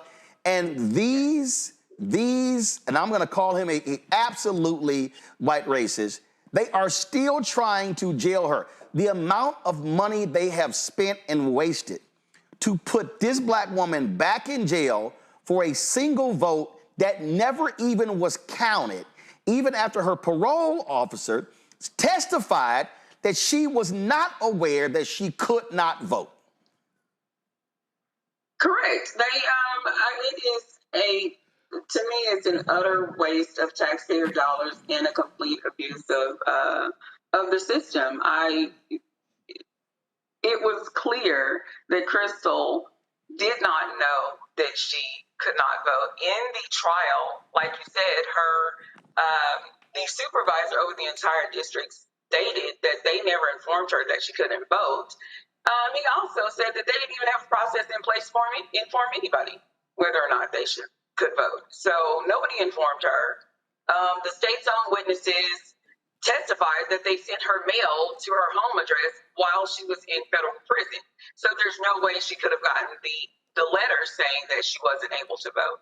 So she never knew if they did not make their case in the state court. That has been our argument all along. They did not make their case in trial, yet the judge, because there wasn't a jury trial, it was a judge by a Republican, a trial by a Republican judge, and a bench trial, and he found her guilty. And we're still here, almost a decade later, awaiting a ruling. And so you're awaiting the ruling from which court? From the Texas Court of Criminal Appeals, which is the highest court in the criminal system in the state of Texas. They originally ruled, it's been almost 2 years ago now that they ruled, actually it has been 2 years, I believe, that they ruled that the second Court of Appeals did not properly apply the law to Crystal's case. So they sent it back to the second Court of Appeals and had them take a second look at it and remanded it back to the second Court of Appeals. Now, the second Court of Appeals ruled in our favor, and the state has now filed for a discretionary review, and that's where we are right now. And let's let folks know, how long did y'all have to wait for that last decision? 18 months. So 18 months. So, and when did the clock start this second review? They filed in April of 2024. So we're close to 17 months at this point. Right. And so here we are almost 10 years later, and this sister still is having this over her head because the Tarrant County DA, Phil Sorrells, he wants to put this woman in prison for voting in a vote that was actually never counted, correct? Correct. What they want to do, Roland, is exactly what the prosecutor stated in Crystal's original trial. The prosecutor stated that they wanted to send a message to voters. There we go. Public hanging. That's what the Tarrant County District Attorney wants to do. He wants to send a message to voters. And obviously, we all know what that message means. It's purely voter intimidation. They have, I'm sure, as we've seen in recent news, Texas has gone through extreme measures to chill voting in Texas. And this is one of their tactics, which began almost a decade ago. It's absolutely insane. We've had you and Ora Crystal on this show for the last 6 years, and I can't believe here we are celebrating our 7th anniversary of Roland Martin Unfiltered, and we are still talking about this case. It's unfortunate. It's absolutely unfortunate. Roland, when we came on 7 years ago, we might have to roll the tape back. I may have specifically and definitively stated, nope, this won't fly, because it runs afoul of Texas law. However, in today's climate, given the lengths that the Texas Republicans have gone to curtail voting and to send a message, I can't say what the outcome is going to be. I honestly can't. Tarrant County, I believe it's common knowledge that Tarrant County is the largest urban district in the U.S. as far as the red district in the U.S. Yeah, it's actually, but it's also, it is the last large county in Texas that's red. Harris County, that's Houston, Dallas County, Dallas, Bexar County, San Antonio, Travis County, Austin, all of those are blue counties, and this is their last stronghold, and Republicans are desperately trying to hold on to this county, and one of the reasons why this county is still red is because Black Latino voters are not voting their numbers. There you go. Absolutely, absolutely. And they are determined, their motto is keep Tarrant County red. And that's essentially, that's what they're trying to do by any means necessary, even if it means putting an innocent woman in jail. they do not want folks that look like us to vote because their perception is that we always vote blue, which isn't exactly true, but that's the perception. All right. Kim, we appreciate it. We hope not to see you next year on this anniversary. And if we do see you, it's for other reasons. Give Crystal our best. We appreciate it. Thanks a lot. Absolutely. Thank you, Roland, and congratulations on your show. Appreciate it. Thanks a lot. Greg, I want to go to you. Black folks in Tarrant County, there should be Crystal Mason's billboard everywhere. Yes. This, Come on see, now. this is the thing, and I've hit some pastors there. Come on. And I said, how in the hell are y'all not making her the centerpiece of black turnout? You've got a racist MAGA sheriff in Tarrant County, a racist district attorney, an even more racist county judge who just drove through a racist gerrymandered district to take out Elisa Simmons, county commissioner, because the Republicans have a 3-2 majority. He wants a 4-1 majority, use this racist white firm paid for by county voters, and then wouldn't even let them testify before the county commissioner's court. And I've been saying that if folk in Montgomery made Rosa Parks the rallying cry, in Tarrant County, it's Crystal Mason. Right. This is 9 years this has been going on. Insane. It is. Well, let's look at Montgomery in that context. Did we know who the enemy was in Montgomery? We absolutely did. The late Neely Fuller said, if you don't understand white supremacy, everything else you think you understand will only confuse you. If a bully keep coming and you keep giving it up, you probably deserve what happens. Not in a moral sense, but when you beat a bully's ass, you beat the shit out of them, they stop. These crackers are doing what they're doing because we haven't stopped them. Yep. You say it all the time, Roland. We vote our numbers, it's over. In Tarrant County, absolutely. You say, since you don't want Crystal Mason to vote, you Klansmen, we're gonna break your political back. And all the people come say, well, we're all just trying to build a better society. No, you go sit your ass down. We're not Democrats, we're not Republicans. You always say, we're for black people. And this is to all the people out there call us shills for the Democrats. You Negroes need to go to hell because you are scared of your master. You worship other white masters, perhaps Karl Marx or, Antonio Gramsci, whoever you worship.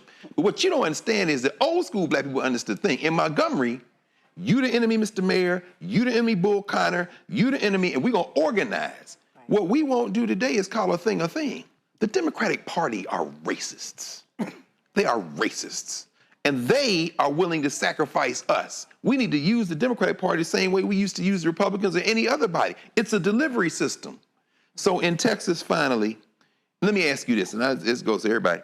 These crackers are gerrymandering, counting on us not voting. Yep. If we vote our numbers, do those seats flip? Yes. But guess what? You can't gerrymander the DA race because it's countywide. Right. And guess what? In Come on, talk to 2026, it. that race is up. I just pulled the numbers for 2022. In 2022, the last time that race was up, only 47% of those who were registered to vote showed up to vote. That specific race with Phil Soros, he got about 310,000 votes. The black woman who ran against him got about 272,000 votes. That's the difference of 38,000 votes. You're trying to tell me we can't find 38,000 black votes in Tarrant County? Right. Well, what's the message, though? Well, I mean, in other words, what's the message that would do that? Like you said, Republicans are vibes. Reese, you said it. What's our vibe? We scared to call a thing a thing. You're racist. Our vibe is break your fucking back. The state house just ran your legislators to the state of Texas to take away your right to vote. Come on. This racist DA is stopping you from being able to vote. So that is the message. And if we're going to call it out, we have to call it out. And again, Mustafa, I'm using Montgomery for a reason. And I hate when black people bring up Montgomery to talk about the boycott. But you can't talk about the boycott if you don't deal with the women's political organization that actually was planning the boycott.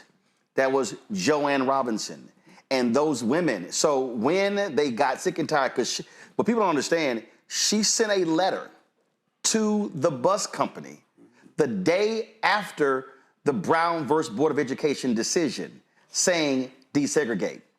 This had been going on for a year. She was one of the people who was denied seating up front. And when that day happened, when the phone call came in, she grabbed 2 Alabama State students, went to the basement of the president's office, mimeographed those copies, called 9 sisters and said, we're dropping them off, dropped the pamphlets off.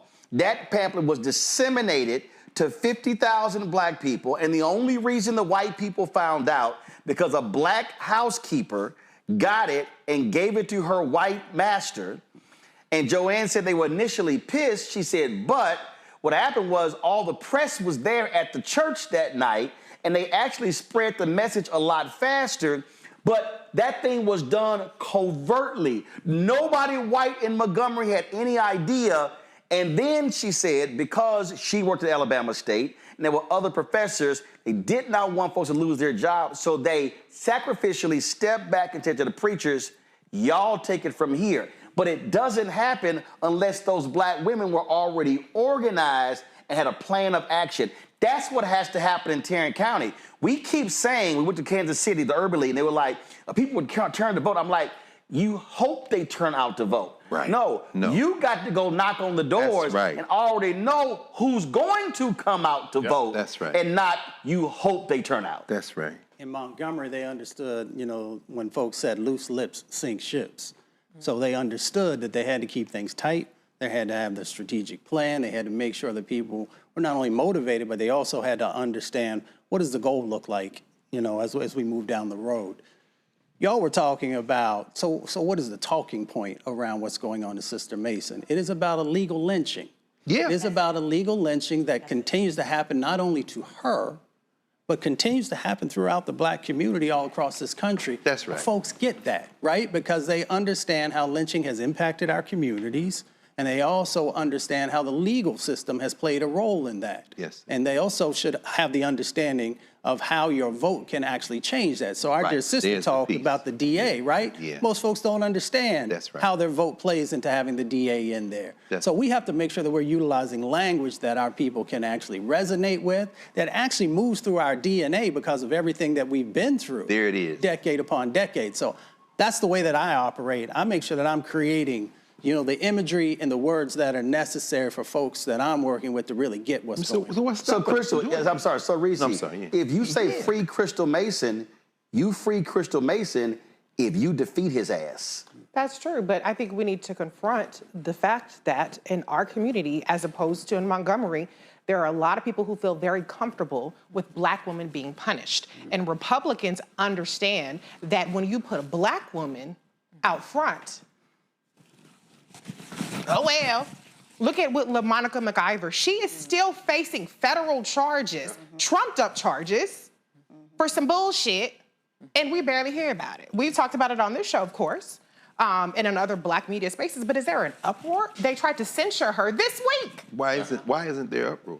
Because black women are unprotected in this country, including in I our, don't, but wait, hold on. I Let me give a couple more examples. reject. Let me give a couple more examples. This administration has shown time and time again, when they attack black women, there's very little response. 300,000 black women have lost their jobs. And there's a shoulder shrug to that. Adriana Smith was kept on life support. She was an incubator for a baby for months. And she was taken off life support, and there was very little fanfare about it. And so the problem with, I wish in the depths of my soul that we can make a black woman the poster board and say an injustice against the black woman is an injustice against our entire community. But we are seeing each day the way that this administration is proving that to not to be the case. And we're seeing with Crystal Mason's case, as abhorrent as this has been and as much coverage as this has gotten on your show, it has not moved the needle. And I'm going to go back to Stokely Carmichael. Kwame Ture. He's a man. No. I just want to expose the absurdity of this lens. For me, the issue is not. For me, the issue is not because it's a black woman, black man. I'm telling you, no. Here's what I think was disinformation. The issue. Right, you talk about it all the time. But here's the fundamental issue. This is just very clear the fundamental issue. Carmichael said, "You can't show me an African American who has made a difference for our people who did it as an individual." They did it through an organization. Right. The problem in Tarrant County, and the problem, and I go back to when I say we get a whole generation of people, those baby boomers, who were the glue in our community. What has happened is we've had folks who believe that, well, if I individually tweet, individually post, or do my thing, it's a difference. No, the only way this thing happens in Tarrant County, the only way you can activate the black belt in North Carolina, that's East North Carolina, the only way you can activate black rural Georgia is there has to be an infrastructure, an organization through which people can work through. So when they say, hey, okay, I'm down with this, Reese, where do I sign up? Who do I call? Let me tell you what I was. And if that doesn't happen, if I, this is the problem, I can't. Yeah. I literally right now cannot tell the audience, call this person over this group to do that. And when you start looking at cities around the country, that is what has happened. We have leaned for years on our legacy civil rights groups. Yep. That ain't it. So if that ain't it, all right, then what's the entity or series of entities, which is why I have consistently challenged the D9 and the Prince Hall Masons and the Eastern Star and the Links and all these groups. We have black infrastructure, but our black infrastructure is used for personal gain, inward gain, and not external black gain. That's our greatest problem. Yeah, we need yeah, you gotta have structure. Real quick, because I do a flight to catch to Atlanta. Let me just real quick. I gotta talk about I'm gonna let you do it. Just hold on. So let me shout out the Noble Women's Conference, the Noble Women's Annual Legislative Conference. I am moderating the panel 9:30 tomorrow. I'm gonna be there. The flight's at 10:10. I'm gonna be there. So go. Okay, real quick. And don't get the finger. Go. Anyway, so real quick, to your point, I'm a strategist and I'm always advocating what's the strategy. It can't be inward. It can't be personal, right? Rosa Parks is a great example. The Plessy v. Ferguson is a great example. These were strategic cases, right? Rosa Parks was not just this tired old black woman on the bus. No, she was chosen, right? And she had the entire infrastructure of the NAACP supporting her in that effort. Plessy was a strategic moment in history where they knew what the outcome was going to be and they were prepared for that moment. The strategic piece is missing in the messaging, in the execution. And I just want to say, the way in which the Republicans understand how to pull on those pressure points, we don't understand MAGA the way Republicans understand other groups in this country and culture. Hello, Eugene. Randy, go. And we need to stop being so satisfied when we get a little piece of something. What you're saying about our social groups is absolutely right. And I believe that it became individualistic and we feel like, oh, we've made it because I'm in this group and I'm in that group. And we don't have to serve, the groups don't have to serve a greater purpose. We're so worried about the debutante ball and the boule. Or whether we're going to lose our 501c3 status. Absolutely. And don't get me wrong, I'm not saying those things aren't valuable, all right? But we have the power. I was just saying there's a group 17,000 members strong or something. What are we doing? So, I don't want to just see a letter that we're writing that we're disappointed in what happened, but what are we doing? If we have this power, we owe it to our people. And to think that we have overcome is crazy. So we need to pay attention and realize we haven't overcome and there's work to be done. Before I go to Eugene, I'm going to say this right now, and this is the challenge. The person who is fighting the hardest in Tarrant County is County Commissioner Lisa Simmons. Yes. And I'm going to say this right now. I do not understand why in the hell every single one of you members of Alpha Kappa Alpha Sorority Incorporated is not going hard for your soror. You're right. You do not have to take a vote. You do not even have to discuss it in your organization. Every AKA in Tarrant County can join together and rise up and say, we are going to stand with our sister.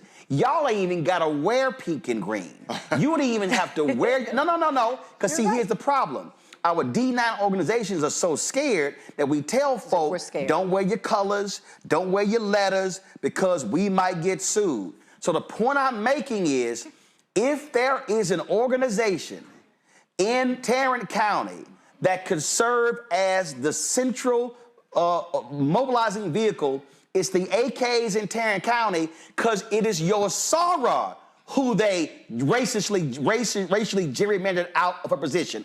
Oh, hold up. And by the way, for all you AKs in Tarrant County who like, why he calling us out?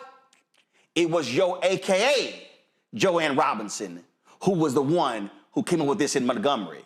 So that's in your DNA. So we talking about who should be there. That's the perfect vehicle to drive this thing home. And it don't matter if Crystal not in a sorority, because when you stand up for Crystal Mason, you standing up for black girls, black women, black men as well. So I'm just simply saying, if we want to know where you can go, it can start with the AKs in Tarrant County, and then the AKs in Tarrant County can call on the Deltas in Tarrant County, and the Zetas in Tarrant County, and the Sigma Gamma Rhos in Tarrant County, and then the black fraternities in Tarrant County. And now all of a sudden, you're going to have thousands of black people mobilized and organized to drive this campaign home.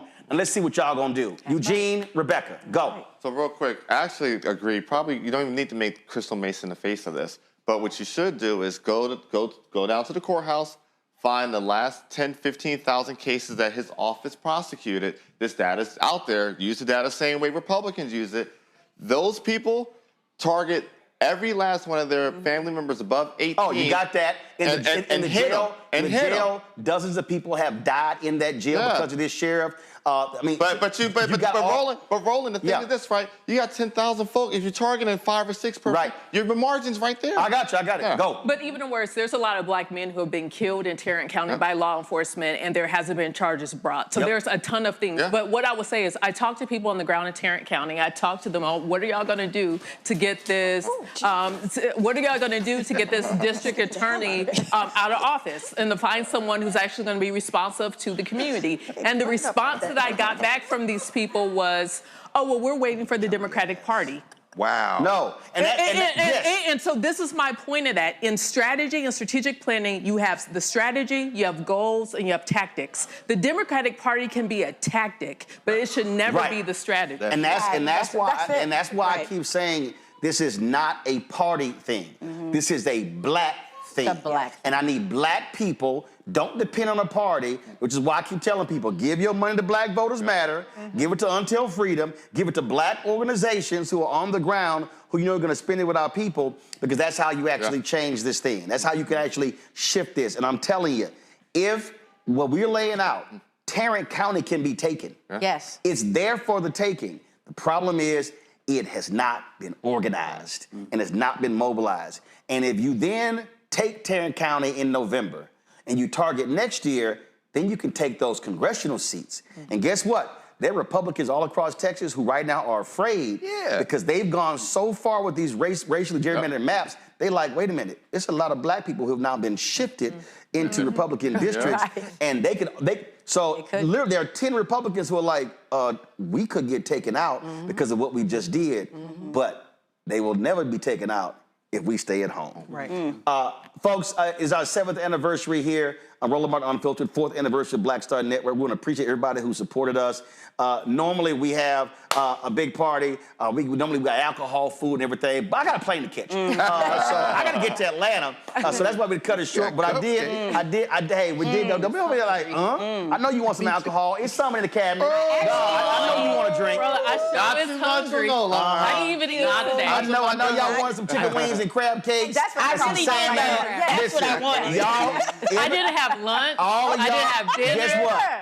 I can give y'all Lynette's phone number, and all of y'all can get some catered at the crib. I did hit Lynette. You damn, we got cupcakes, and you ain't pay for them. So anyway, I hit Lynette. Lynette brought my favorite chocolate cupcakes, red velvet cupcakes. I appreciate that. Let me thank everybody, of course, who's been on our panel. Let me thank everybody here as well.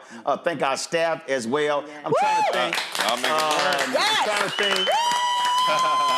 Girl, take your bow. Take your bow. Mackenzie, sit your ass down. She just got here. Sit down. She's so brand new. Oh, girl. So I'm trying to think. I think so the longest serving people here and it's shocking they still here. Henry and Anthony, I don't know where they at. Let's see, Stephen, of course, on audio. So those are 3 longest serving people. I appreciate that. I'm trying to see who the hell else is in there. Carol. We got Carol over there. Carol. Carol, how you let Lisa come? Carol. Carol, how you let Lisa come? Carol. Carol, how you let Lisa come work at Lisa? But come on to the black side, Lisa. You got way more freedom over here. Come on. Yeah, you can be free over here, Lisa. So again, let me thank the whole staff. Y'all, we had some amazing interns. Folks, we've already started our capital campaign to raise $1 million by December. I'm not going to name the person, but I sent a text message to a whole bunch of people today asking them to post our graphic, to post, hey, support the show. And one of the folks who I sent it to literally said, I'm going to give the show $100,000. Wow. I was totally blown away. So our target goal, pull the graphic up. The goal was to raise $1 million by December. Now our goal, y'all, is $900,000 by December. Right. And we can do this. And I keep telling y'all, listen, we ain't got millionaires and billionaires cutting us checks. We got one now. But ad agencies are screwing with black people. Anti-DEI, I'm telling y'all, black newspapers are getting crushed nationally because of these anti-DEI efforts. Every black nonprofit in America is being impacted by anti-DEI. I need y'all to understand, if there is a moment where black people have to use our coins, and then we love talking about HBCUs and how we love them, a lot of those HBCUs started because free people of African descent put them coins together, pennies and nickels to create those schools. We funded black organizations. We funded black banks. Understand, a hallmark, a central point of building community, you have to have communication mediums. Because this is mass media. It's more than 3,000 people who are watching right now. But I keep telling y'all, March 4th, we had 250,000 watching. So where are the other 247,000? See, we got to also get out of the habit of turning on MSNBC. MSNBC has more black viewers than anybody else. But y'all ain't seeing a lot of black people on MSNBC. You ain't seen black content. You ain't seen black experts. I guarantee you ain't no black foreign policy person you seeing on MSNBC on a regular basis. I guarantee you there's no black studies person you're seeing at a HBCU on a regular basis. That's true. Y'all saw what I did there. There's no black environmental expert, no black economist. I can go on and on and on. So supporting this show and network is critically important. I already told y'all, we're going to be launching a new daily show. I've already offered the sister a job who's going to be doing that daily show. We're working on launching a black business show, a black health show, because we have to build out the network and all the offerings. And I see if I can pull it up. Well, our Roku's not working. So what I was going to debut today, but we have to make some changes over. So if you go to blackstarnetwork.com, the app comes up right now. Well, in 4 days, that's going to change because we are turning the blackstarnetwork.com into a black news portal. So you will see opinion pieces. We're using AI to take the content and the interviews on this show, turn them into written stories. And then we're also looking at hiring at least 1 or 2 writers to also drive content on the website. And so I told y'all we were going next level. So one of the reasons we're talking about raising this $1 million is to fund those things. A black company out of Los Angeles called Quantity that's rebuilding out our black news portal. And again, we were going to launch it today, but we have to make a switch over from the app. So hopefully that'll be done in 4 days. You'll see what that looks like. But if you look at right now in black-owned media, you do not have a black news portal where you ain't seeing aggregated content. I'm not rewriting white media stories. We ain't doing that. We're going to be having our own stories and covering the things because, again, we have to expand this because I can't do all the interviews and all of the reporting. It has to be broad and has to be bigger. And so media is important.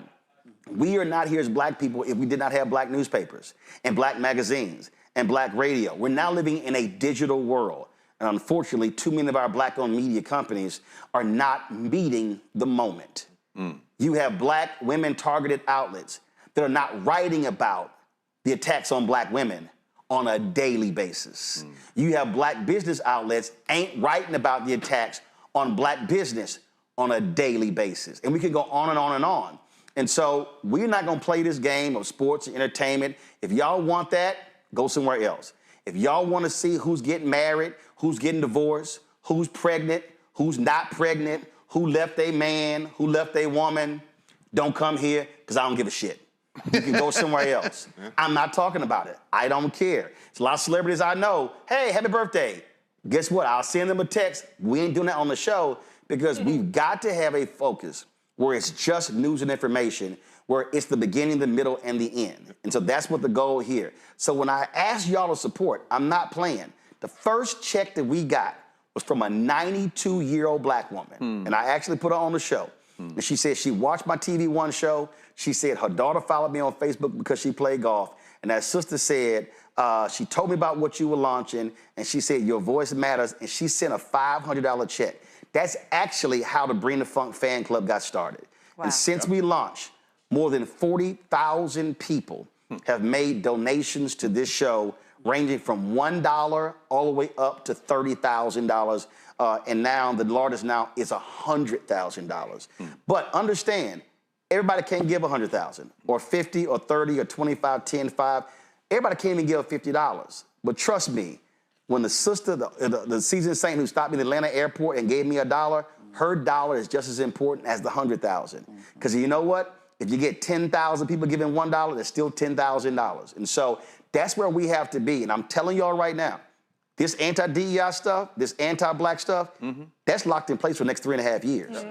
We need to understand that, okay? It ain't going away if Democrats win the House next year. And so we have got to have communication mediums that are fortified, that are unbought, unbossed, and that they do not control. And I told y'all, the only person above me on our flow chart is God. I don't report to anybody else. I don't ask anybody else, can I? I don't ask anybody else for permission. And guess what? Ida B. Wells Barnett was that way. So was Robert Abbott. So was Frederick Douglass. So was John Sinstack. So was John H. Johnson and Earl Graves and the brothers who own Essence. The only way we can truly have free black-owned media, what I mean by free of constraints, is if we fund it. And that's what has to happen. And so if you want to support our work, again, our goal is to raise $1 million, now $900,000 between now and December 31st. You can contribute via Stripe with Cash App. You see the QR code right here. PayPal is R Martin Unfiltered. Venmo is RM Unfiltered. Zelle, Roland at RolandSMartin.com, Roland at RolandMartinUnfiltered.com. Checks and money orders, make it payable to Roland Martin Unfiltered, P.O. Box 57196, Washington, D.C., 20037 7-0196.